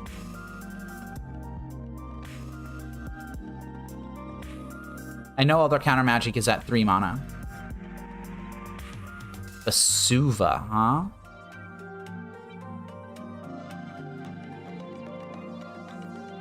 Okay, let's turn that into another Urza Saga. That's great. Now I'm going to be pumping out constructs, and I will be able to get a couple of amulets.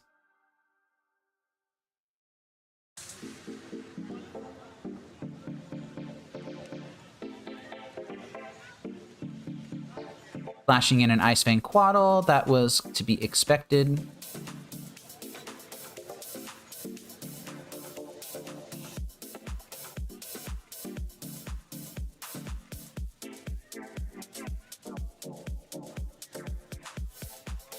Now they are in a bit of a pickle. They might want to play out a Harbinger of the Seas if they have one, but I have an Urza Saga token on 2 right now. Or rather, not a token, a land. So if they do that, then I have a forever Urza Saga that they're going to have trouble interacting with. They might be able to overpower it.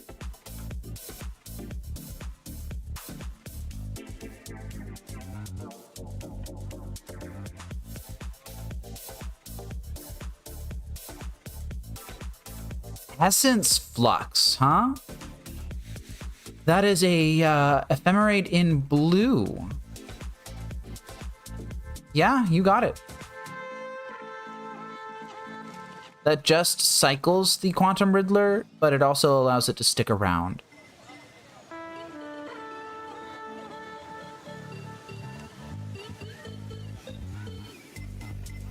Misty Rainforest is down. That tells me that they are not going to be casting a counterspell right now. I'm gonna create my construct.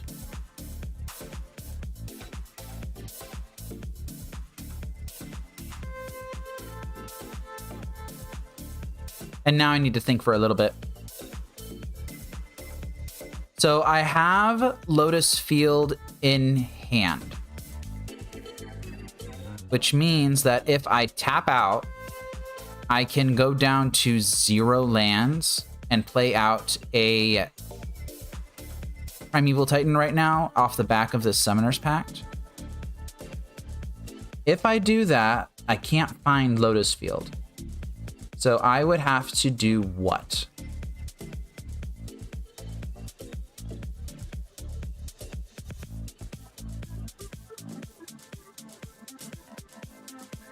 I could find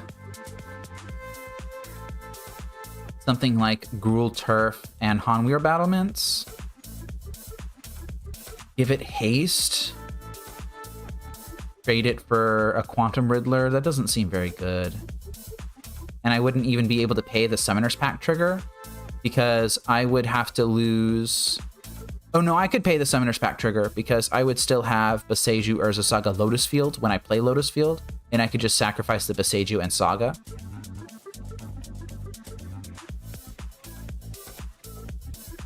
Could I fire off an Aftermath Analyst loop right now?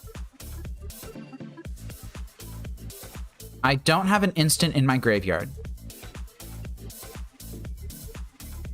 So I could tap...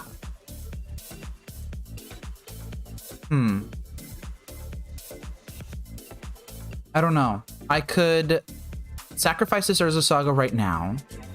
Then I could play Lotus Field, sacrificing Lotus Field Boseiju.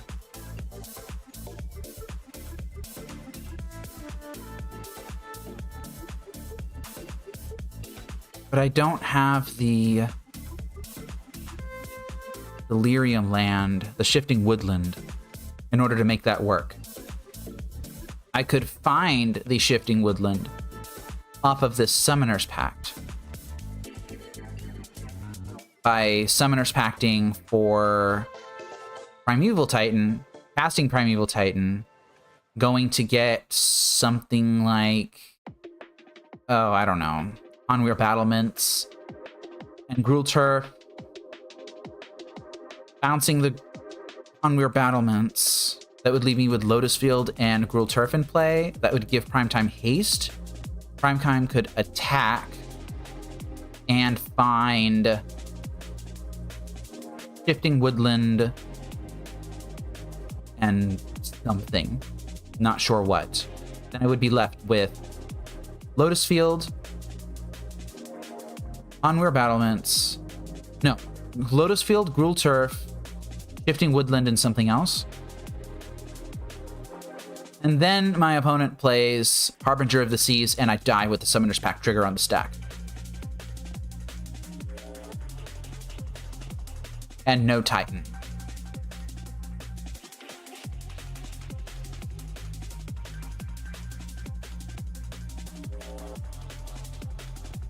I think I might need another turn to develop.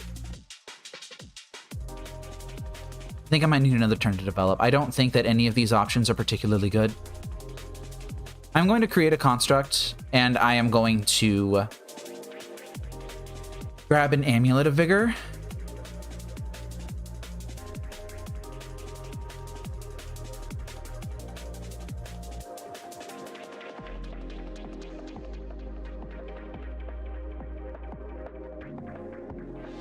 And then I think I will play, not 𝗟𝗟𝗡, probably just Crumbling Vestige.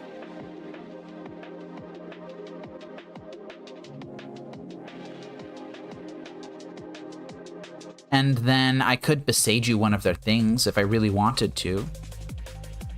I don't think I do. I think I'm just going to pass turn. Going to hold the constructs.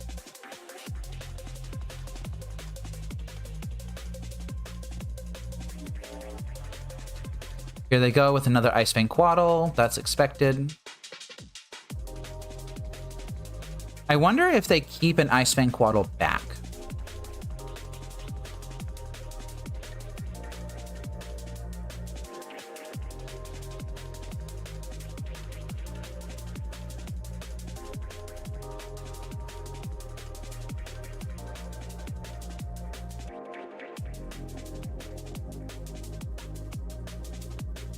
I don't really think they need to do anything right now. I think that they just need to attack with their stuff and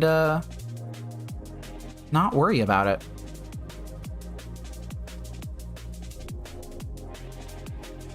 Like, if they just passed to end step right here, that's probably the scariest thing that they can do. Shocking and Breeding Pool is pretty scary as well. Yeah, Harbinger of the Seas. Was kind of expecting something like that to happen. So there was no way that I could do a line, at least not that I could see, that would result in me winning last turn. This does give me infinite constructs. I'm not convinced that that is relevant.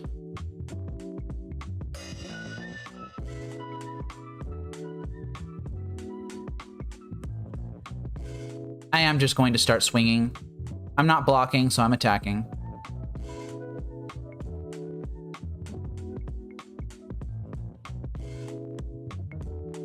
I'll go ahead and make the construct. It's the only thing I can do.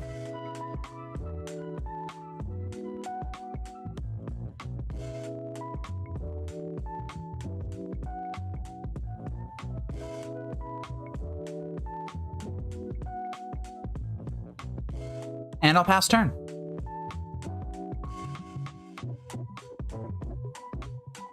Probably should have left the Lotus Field up. Oh, they're stinking the construct token. That's not good. They're just going to tempo me out here like they did last time. Different player, same deck. But I'm getting tempoed out. I can see that.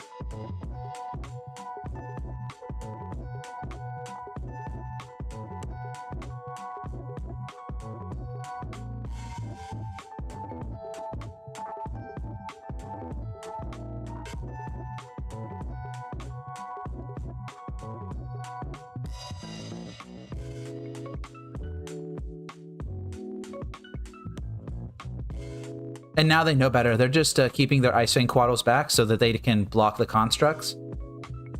I'm going to take 6, I'm going to fall to 6, and the next turn they can just swing with their flying creatures and kill me. I think it is safe to concede this game. There's no way that I can get out of this. All right, I'm going to begin sideboarding now. So what did I do last time? I sided out my Scape Shifts. I sided out the Explorers. I brought in Stock Up, maybe Elesh Norn. Dismembers can come in. I think Green Sun Zenith is actually more important than Elesh Norn. Yeah, I think I'm going to do that. Don't think I'm going to be siding in Elesh Norn against a Harbinger of the Seas deck.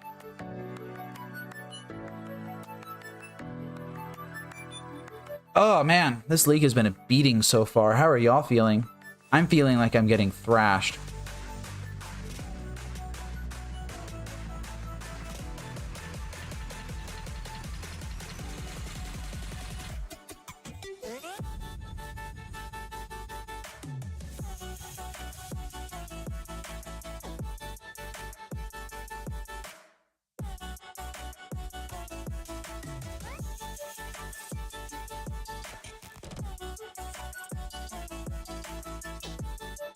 All right, let's see what we find. Something good. Turn 1 Vexing Bauble. Okay. It's got answers to Harbinger of the Seas, and it's got Vexing Bauble. Stock up's pretty good. I'm going to play Boseiju into Vexing Bauble. They have to have exactly Force of Negation, and they didn't have it. I gotta say, the Vexing Bauble tech that the smarter people who actually work on this deck have put into the deck, this is real. I think Vexing Bauble is very good. I will simply play Simic Growth Chamber, bouncing the Boseiju.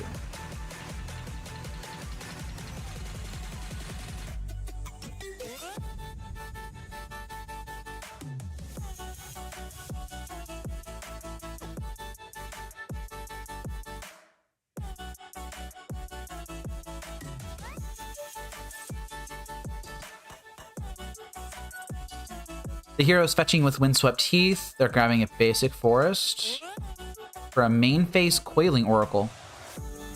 The disrespect. They don't think that I have it. I mean, they're right, of course. I don't have it. But, you know. The disrespect. Okay, so here I can play Amulet of Vigor and hold open Dismember. I can cast Stock Up.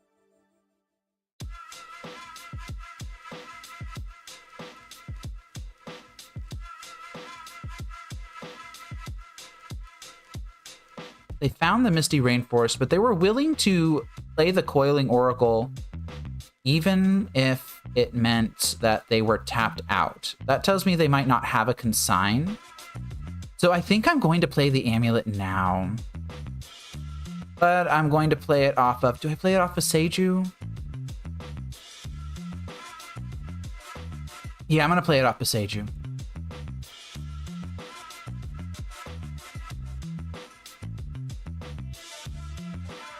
And I didn't get dunked on by Consign. That's great. I had suspected that I wouldn't, but still it's nice to see the confirmation.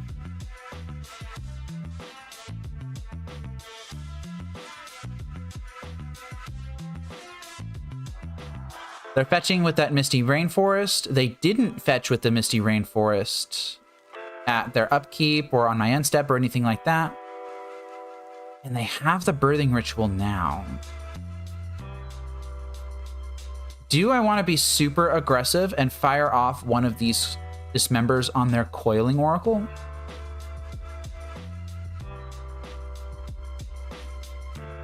I don't know if that's smart to do. I don't think I'm going to do that. Like, I can still hit a an Oculus or something like that. Oh, they have second Birthing Ritual. Okay, so now it's tempting. Now I'm tempted. Now I'm really tempted.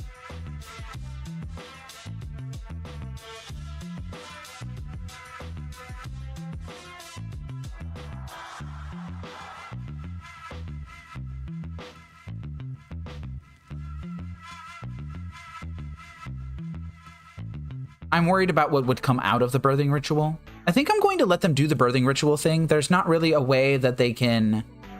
Oh, they can draw additional cards. Yeah, that's true. Okay. Yeah, I'm going to take this out now.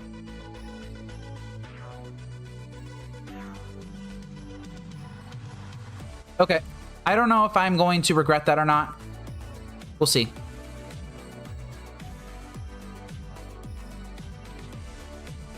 I can have this enter as a copy of any land in the graveyard, except it's a cave. So this could be basic forest. I think I'm going to cast Stock Up before I do anything.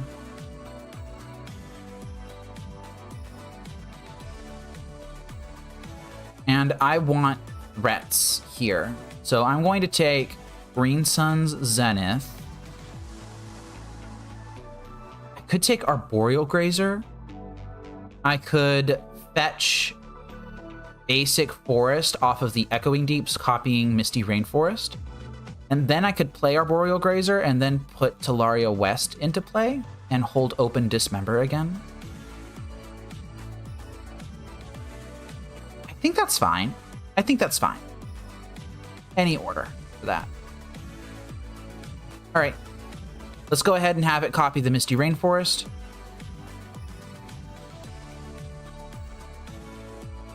I'm going to go ahead and fetch.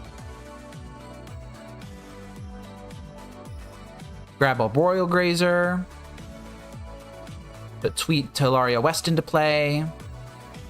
Have it come into play untapped. And now I am in a better position than I was before. My opponent doesn't have any material in play right now. Ice Fang Coatl is a piece of material, unfortunately. And that's another Ice Fang Coatl. Okay, so I don't have to worry about counter magic. That's primarily what I would be worried about. But they could have double Harbinger of the Seas, theoretically.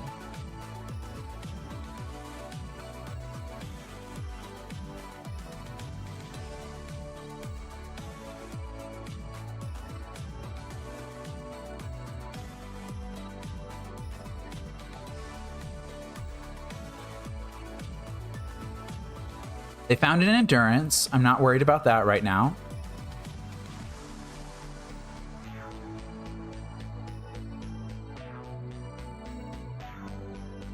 I would probably dismember an Abhorrent Oculus if they put one into play.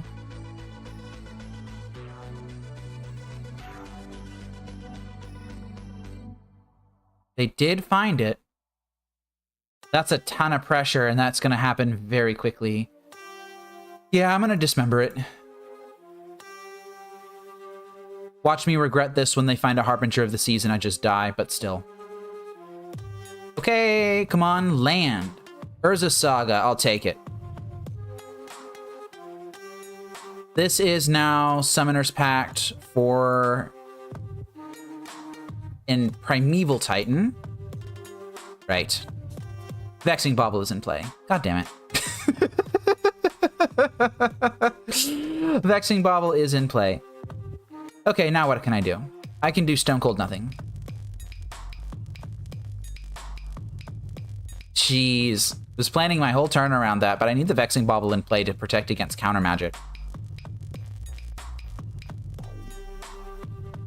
And now I am going to get killed by a Harbinger of the Seas.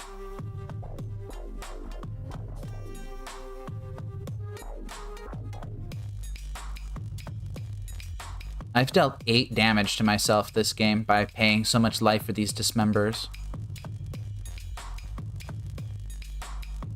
Yep, here's more material. They have a Flare of Denial. They could hard cast that if they have a land. They do have the land. And they are bolting themselves in to make it untapped.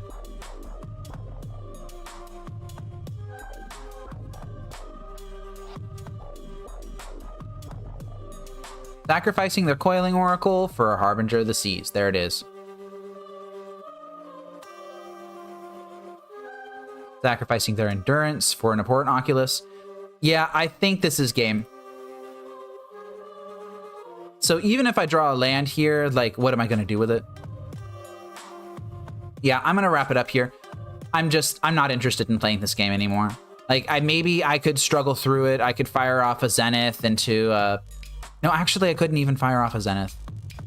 Oh, well. Yeah, I got clowned on by Harbinger of the Seas again. Maybe I could have saved the Dismember. Maybe I could have saved the Dismember.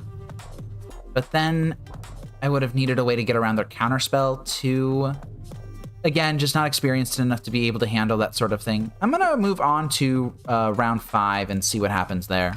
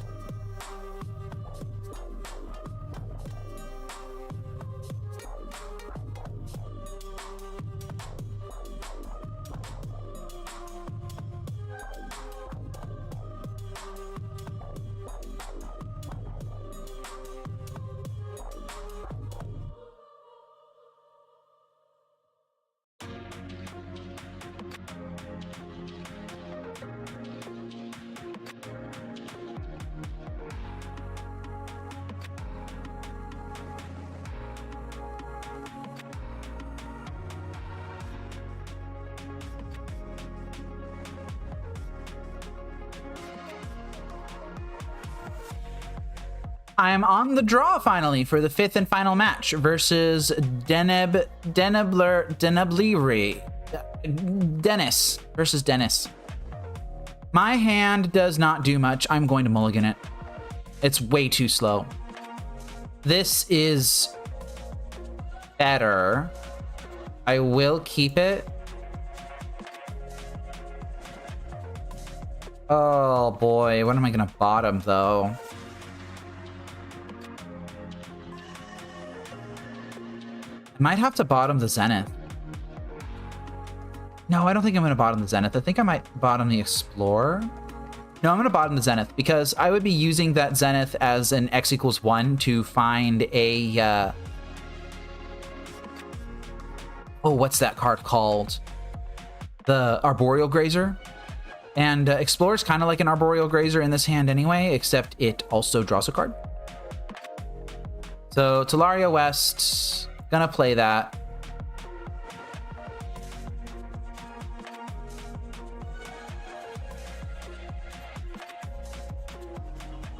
And it's Hedge Maze again. We are facing this deck 3 times in a row. I have not won a single game against it. And now they've got Flare of Denial up. Jeez Louise, man. Brutal. Okay, well, I'm gonna play my stuff. Gonna add green there. I will cast an Explorer. And I'm gonna just play Hanweir Battlements.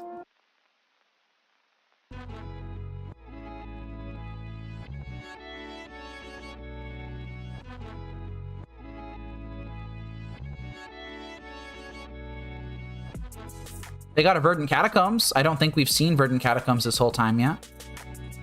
Basic Forest is a pretty good rip. I'm going to play Spelunking now. It's likely going to get countered.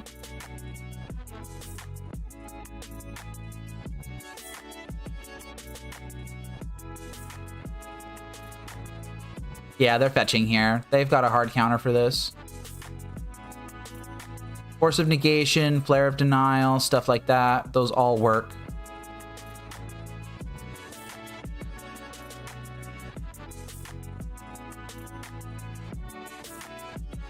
Sink into Stupor works as well. Gonna pass turn.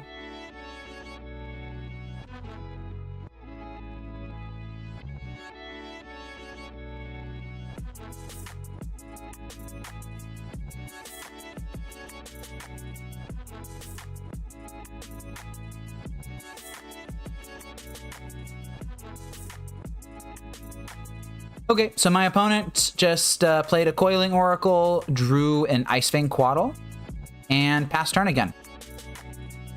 Okay, so what does that mean I can do? I think I just need to play Spelunking again. See if it resolves this time. It does not. I'll play Crumbling Vestige. And I will pass turn. Next turn, I can land a Primeval Titan. If it'll resolve. I have 2 of them in hand, though, so maybe one of them will get through. They've used a Sink into Stupor and a Flare of Denial so far. They could just hard cast an Abhorrent Oculus if they have one in hand. They binned one earlier in the game. If I was them and I had a free counterspell in hand, I'd probably be doing that. Instead, they're just going to hold open Subtlety. Well,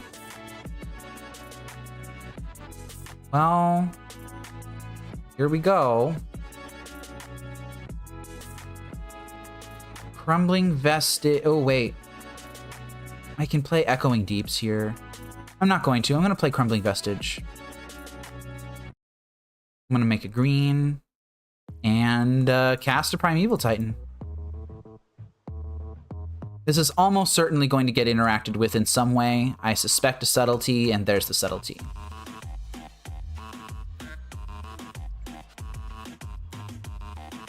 I'm going going to put that on the bottom because I have another one in hand.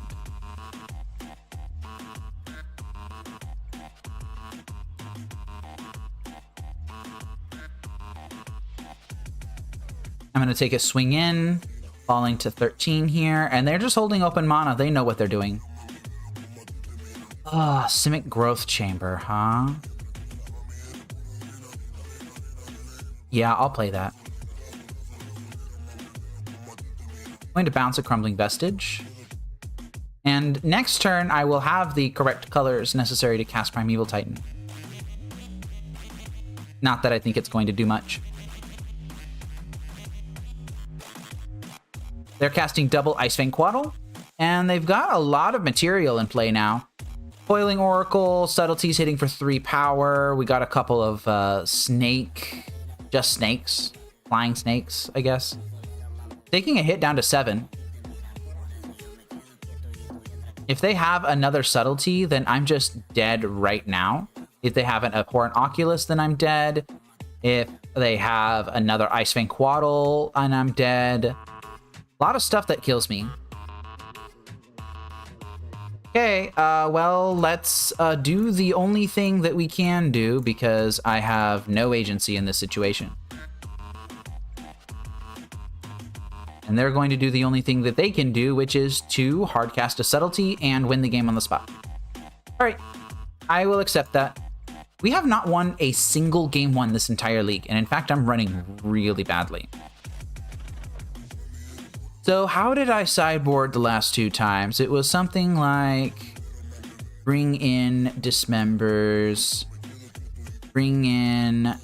Did I bring in the Vexing Bauble? I don't know. I don't think I did. Bring in the Stock Up, bring in the Green Sun Zenith, side out the Scape Shifts and the Explorers. Yeah, I think I'm gonna do that.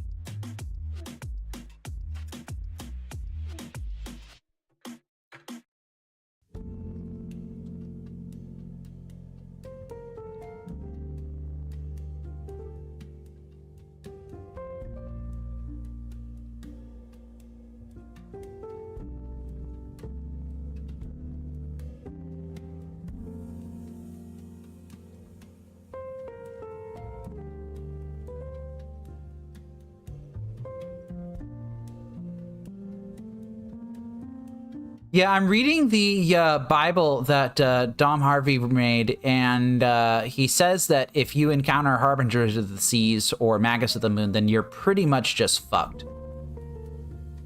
And we've been playing against a lot of those types of decks today. It's a shame. Like, this is the sort of deck that I would love to be playing against if I was on Lantern. But maybe not so much playing Amulet Titan, huh? I will keep this hand. This is a turn 1 Boseiju into Saga. It doesn't really have... Come on. There we go. First main phase.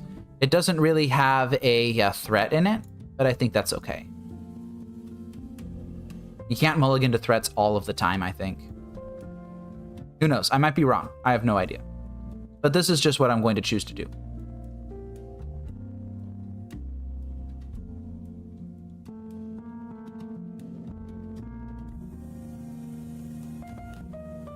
I do have an amulet in hand. It's possible that I could use that to my advantage somehow. I could play out amulet right now, and then I could play Crumbling Vestige into making Urza Saga construct tokens.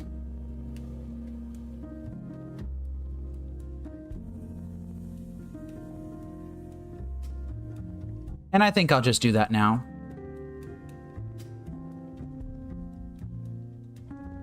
This might be the only way that I can win this matchup is by cheesing it.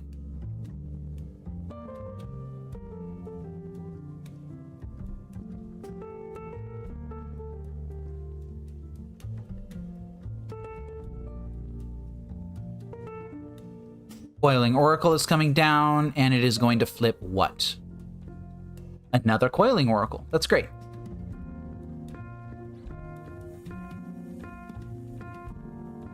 I am going to just do this now. I don't think I'm going to get another Amulet. I think I'm going to get a Vexing Bauble again. And I'm actually going to have this Vesuva enter... Oh, it's on the battlefield. Right. I'll copy the Hedge Maze. Try and get some Surveil value, I suppose. Yeah, taking the stock up.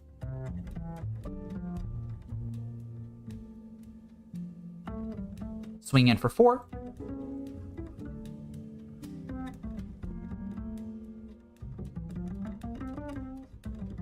And they're chumping.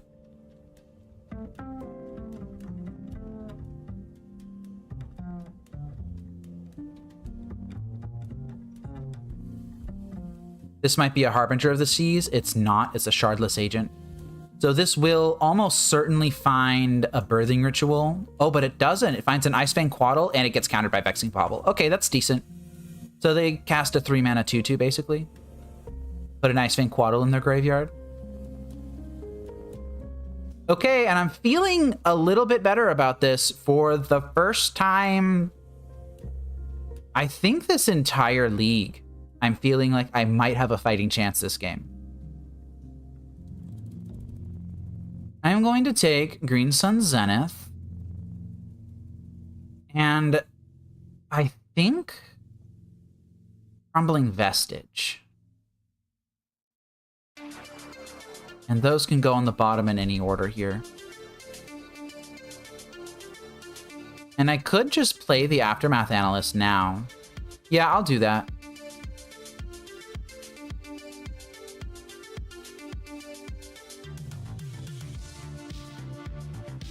Oh, not that one, not that one, not that one, not that one. This one, this one, this one. There we go. I'm going to mill 3 cards. I milled a Lotus Field in there. That's really good.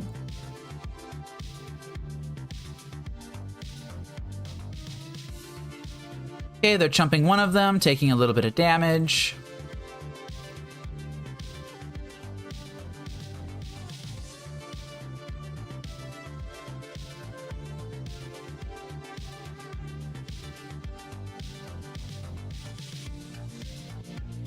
So they found a Misty Rainforest and they're fetching with it.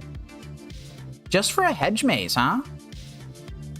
They have the necessary stuff in graveyard in order to cast an Abhorrent Oculus if they want to, and it looks like that's what they're doing.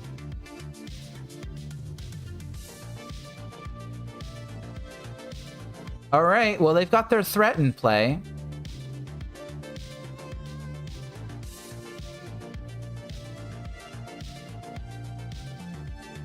And now I need to wonder if I can win right now.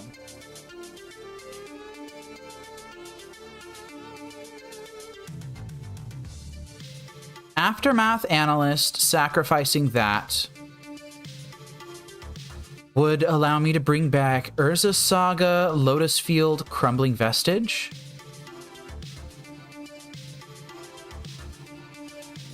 Which gives me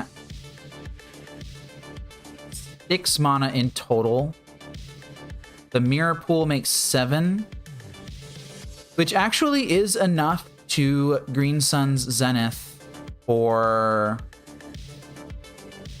6.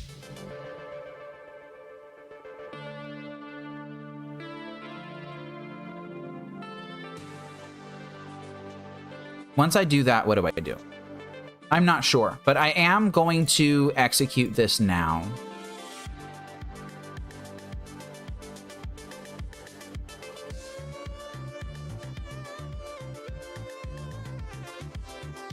Okay, now let's go ahead and do this the right way. I am going to put this on the bottom, then this, and then the Amulet triggers.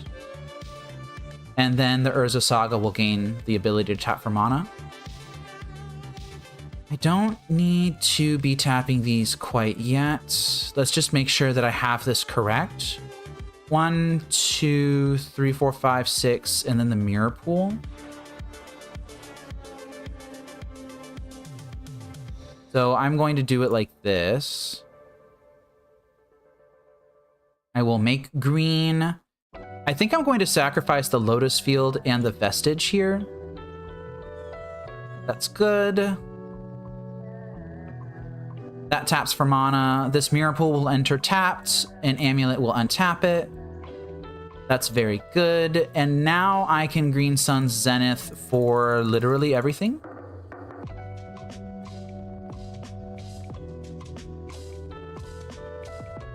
And this will get Primeval Titan, of course. Oh man, they conceded the game. That's not fun. What was I even going to do once I grabbed that Primeval Titan? I was probably going to fetch... Oh... I had 4 card types in the graveyard, so... I could get... Gruul Turf... Or maybe Crumbling Vestige. And... yeah, it would be Crumbling Vestige and Hanweir Battlements, and then I would give it haste. Crumbling Vestige would be untapped, Hanweir Battlements would be tapped, so I'd have an additional colorless. And then I could go get, with the attack trigger... what? Lotus Field... and Shifting Woodland. But that would only be one off of the Crumbling Vestige, 3 off the Lotus Field, and then 1 off of the Shifting Woodland. So that would only be 5 mana total. That wouldn't even be enough to do anything with. Or I could possibly get the Gruul Turf and pick something up. Not sure what, though. I don't know. I don't feel like this was a concession. I feel like they could have ridden it out a little bit more. Oh, Birthing Ritual was face down. That's nice to see. I'm just going to run this back. Okay, we're up a game. Or have a game. For the first time since the beginning of the league when we were playing against some off-meta sort of weird jank deck.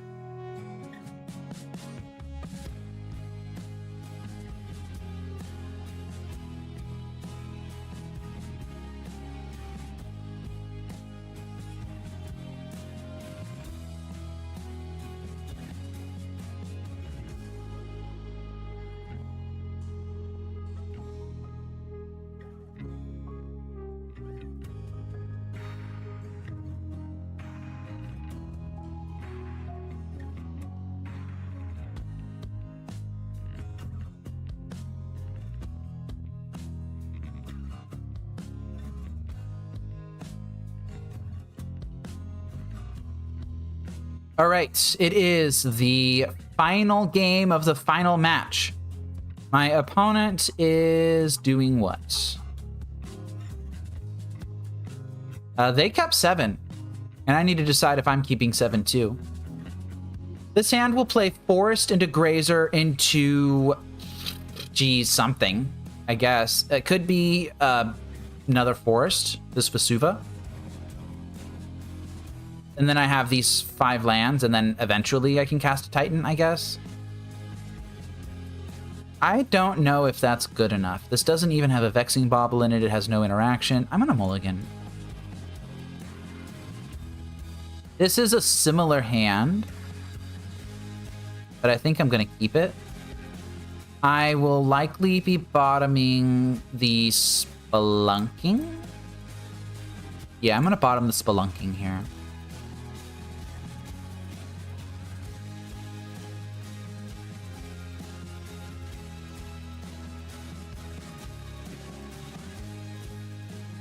The Vesuva can still copy Basic Forest if I want it to, but I'm not sure that I'm going to do that.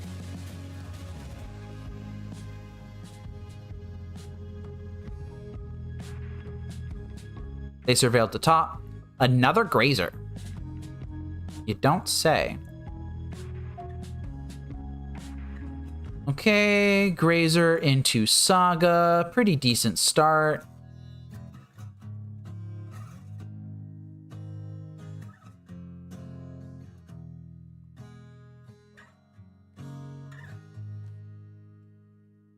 And they've just got the Coiling Oracle. Let's see what they reveal. Snow-covered island, that's in play. I still have to respect that free permission.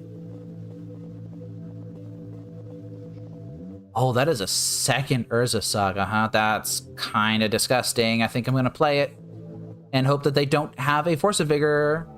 Great, no Force of Vigor.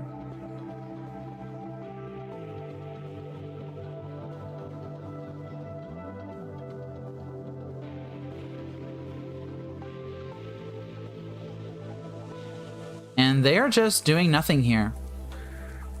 I'm going to create my construct. Oop, that's not what I wanted. I wanted to do this. They're representing subtlety. That's a prime time. I don't know if I'm going to be using it.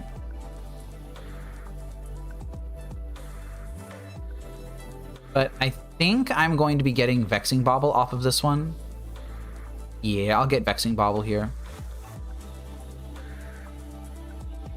Okay, this Vesuva will enter. I'm going to have it enter tapped as a copy of Urza Saga, honestly.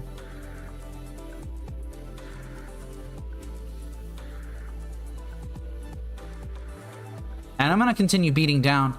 If they want to trade a subtlety with a construct token, I think I'd be okay with that.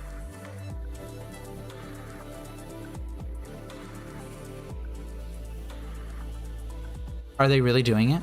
Oh my god, they're trading a subtlety for a construct token. That's beautiful. I'm really glad to see that.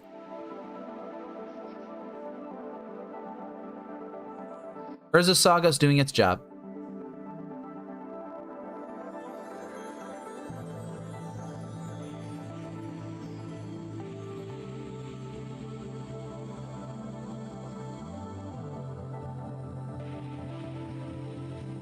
Ice Fang Quaddle's coming down.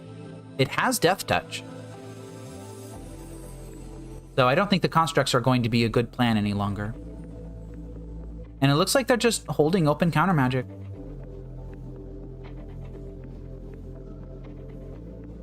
Oh, my kingdom for a Cavern of Souls. I'm sure that that's just a crutch land, though.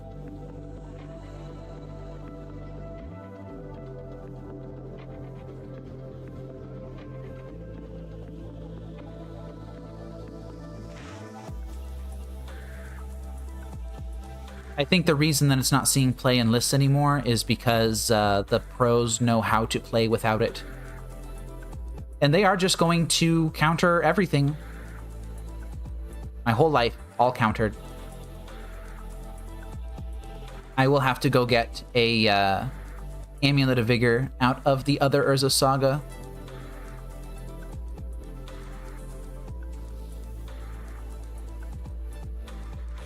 I think I'm going to hold back. I think these constructs are more valuable on blocking duty right now.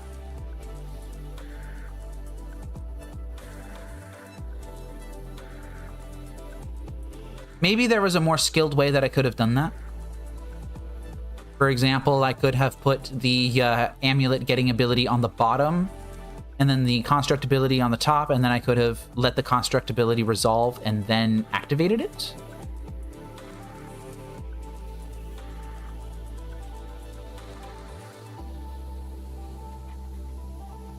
Yeah, let's just go ahead and see if this resolves.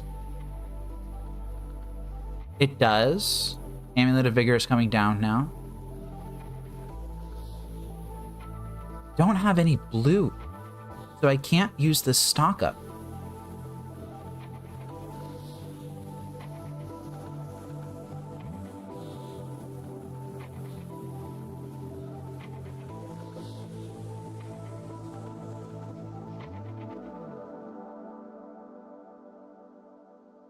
I've run out of lands. Maybe I was getting too aggressive with that Vesuva, huh?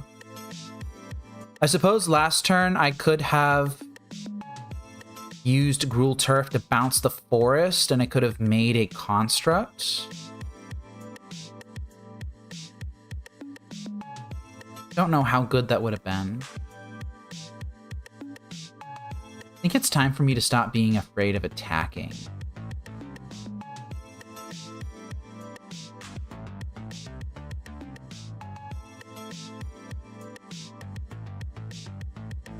Swinging in for 8. They're going to block one of these. Almost guaranteed, right?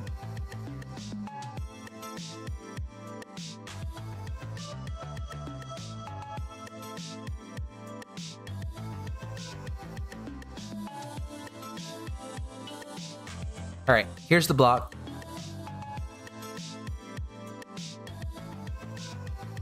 Now, do I play out the Gruul Turf and bounce the forest? I think I'm going to do that. Yeah, I'm going to do that.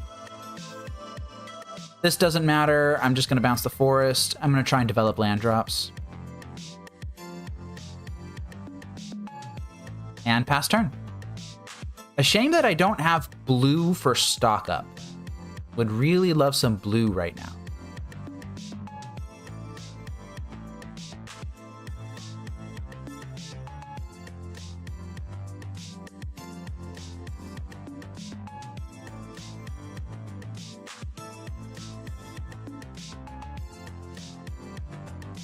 Well, that's terrifying. They binned an Abhorrent Oculus off of that Surveil.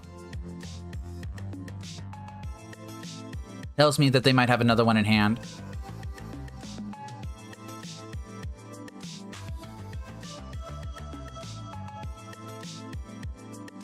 Just passing turn, huh? Okay. Oh, Aftermath Analyst is a really good hit, actually. I'm gonna swing in and see if they flash in like a Subtlety or something like that. They're just chumping.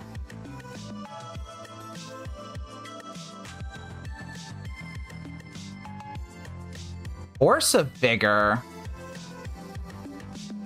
Right now, huh? How rude. Do I want to cycle? I don't think I do. I think I'm just going to let this go. And now I will just play the Aftermath Analyst. If I'd played the Forest first, then I would have cycled, but I didn't.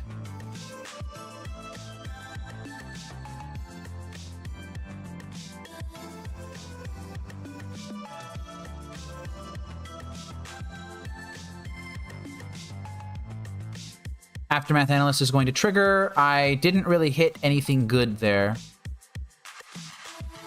Oh boy, let's keep going then.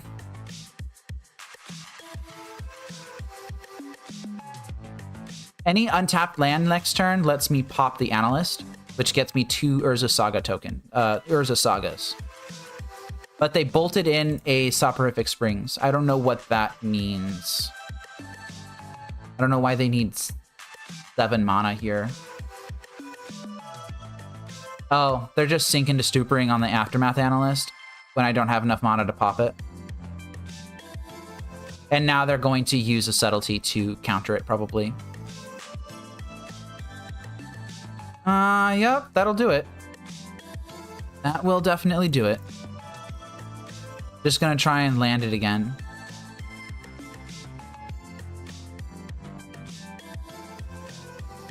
Fortunately, it's just a Subtlety. But they've only got 1 card in hand. I could use Green Sun Zenith to try and find it. I don't think that's a really good play. I think I'm just going to put it on top and I'm going to present it next turn.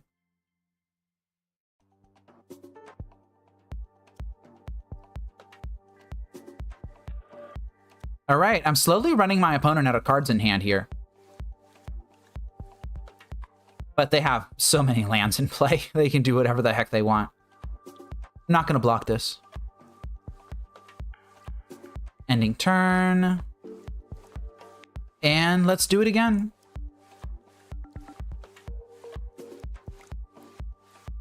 They don't have a counter spell.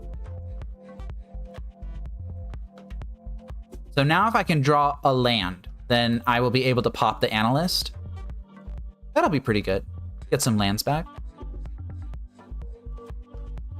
I have a decent chunk of lands in there, actually. I could get back triple Urza Saga.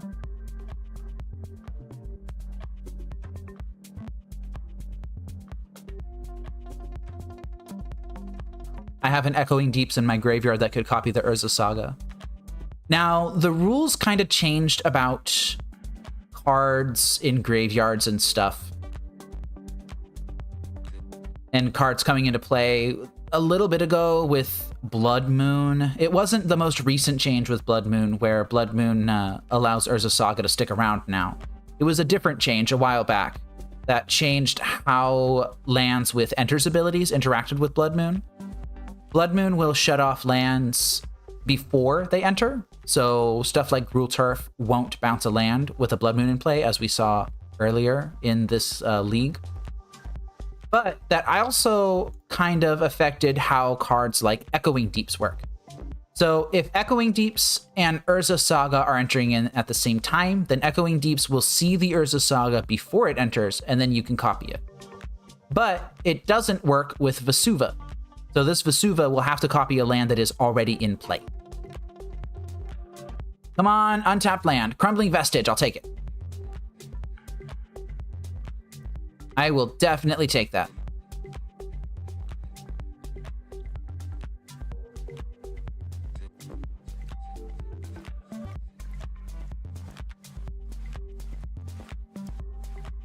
Really? You're auto-warring my Aftermath Analyst with the Crumbling Vestige trigger on the stack. That is so gross. I guess I'm gonna add green. Oh, I guess I could have added blue. But no, I'm playing this Aftermath Analyst right now.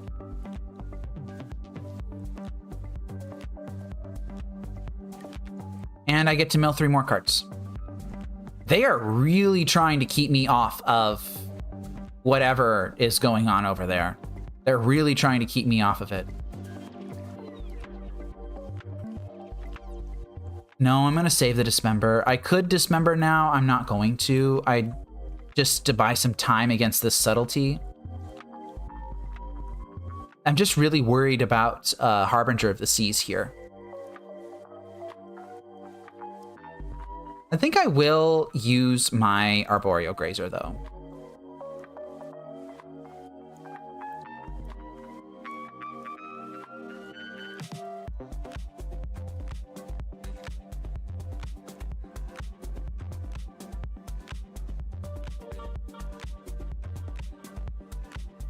Birthing Ritual, huh?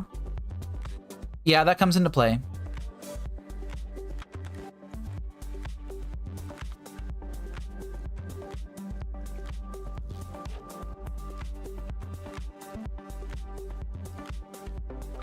Thibblethip is fine. I think I will take the opportunity to... No, I'm not going to do it. I'm not going to do it. I'm not going to do it. I'm not going to Subtlety. I'm not going to Dismember the Subtlety. Just going to hold that in hand. I'm really worried about exactly, like... Oh, wow. They're really tempoing me out here, though. I was really worried about Harbinger of the Seas. Boreal Grazer again. Well, let's keep doing this.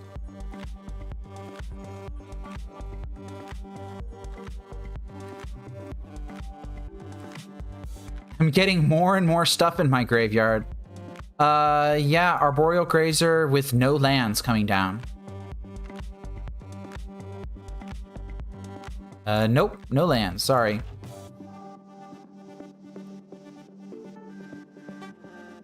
And I think I will actually block the Subtlety this turn. I want to stop taking damage.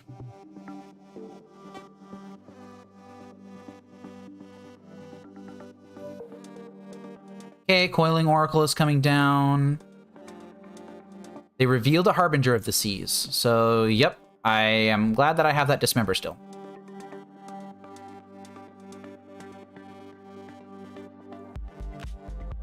Not taking the damage this time, I guess.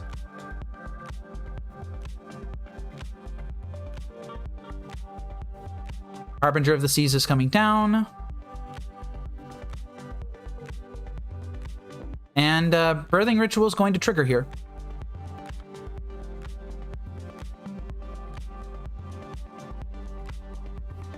Got an Abhorrent Oculus. Are you kidding me? Now I need to choose between Harbinger and Oculus?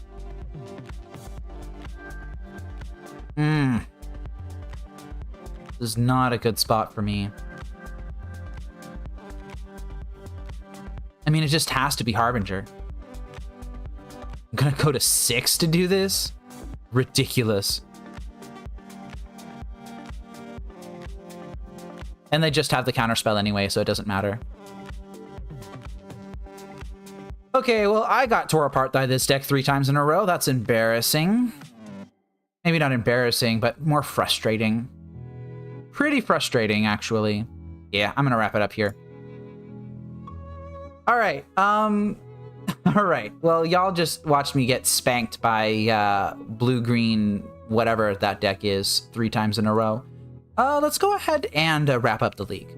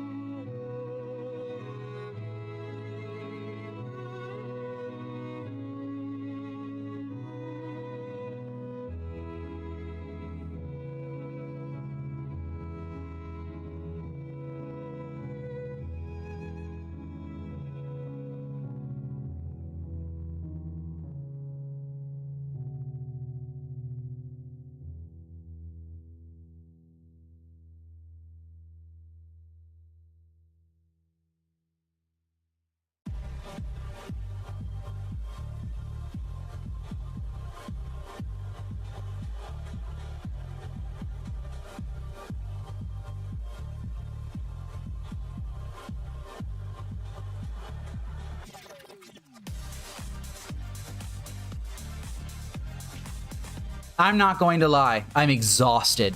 This league was really, really hard. And I got beat into the ground really badly. I get the feeling that Simic Birthing Ritual is going to be not a fantastic matchup for this deck because of the main deck Harbinger of the Seas and the consistency in finding it and all of the permission that they have. Makes me wonder if that is one of the reasons why this deck plays Vexing Bauble in the main board. That being said, it's also quite frustrating because I don't really know how to play the deck. I don't know what hands I'm mulliganing for. I don't know what lines to take once Titan gets into play. I don't know. I feel like that didn't really matter that much today, just because I got beat down so handily. And geez, that last match, that last game where my opponent just kept me off of activating the Aftermath Analyst, sometimes just with the last mana on the stack. It was on the stack. And I just couldn't do it. I couldn't push through. It is a lot of work. It was very tiring. It was a very sobering experience. And that's just what you have to expect when you are playing a deck like this. Amulet Titan is much like Lantern Control, which is something that I said earlier in the video, in that in order to play this deck, you need a certain high base level of competency in order to achieve any sort of real results. When I played Lantern Control, and this is a very famous story that I tell people in the Discord all the time, when I first picked up Lantern Control and went to my local game store with it, I lost every single match for a month straight. That is 4 weeks, 12 to 16 matches, where I lost every single one. And that was just the price of entry for playing a deck like that. Now, Amulet Titan is going to be similar in that regard. People are saying, oh, well, Amulet Titan is in a really good spot. It's easy to take wins with it because it's so strong. And that's just not true. Amulet Titan is in a good spot because the people who play it are good at what they do. They are experts in their field. And if you're going to be a layman like me, who just casually strolls upon the deck and is just like, oh yeah, let's go ahead and pick it up, you better be prepared to get your ass handed to you all the freaking time. I got lucky that I got a single match win this entire league. I was expecting to go 0-5, but I got lucky and I got a match win. But I think that a 1-4 showing for this deck in my hands, given what I was faced against, is about to be expected. That's not to say that I'm going to be putting the deck down. I don't really enjoy this deck's play patterns. I think that I want more agency in the decks that I play. This deck really feels like you cast Titan and you win. And I don't really like decks like that. Like, I like Lantern Control because I have a stupid amount of agency when I'm playing it. I'm not going to swear right now, I guess, but it's fine. And I don't know, like, playing this deck, I missed the control tools that I have access to with Lantern. I miss Thoughtseize. I miss Profane Tutor. I miss being able to dig myself into outs.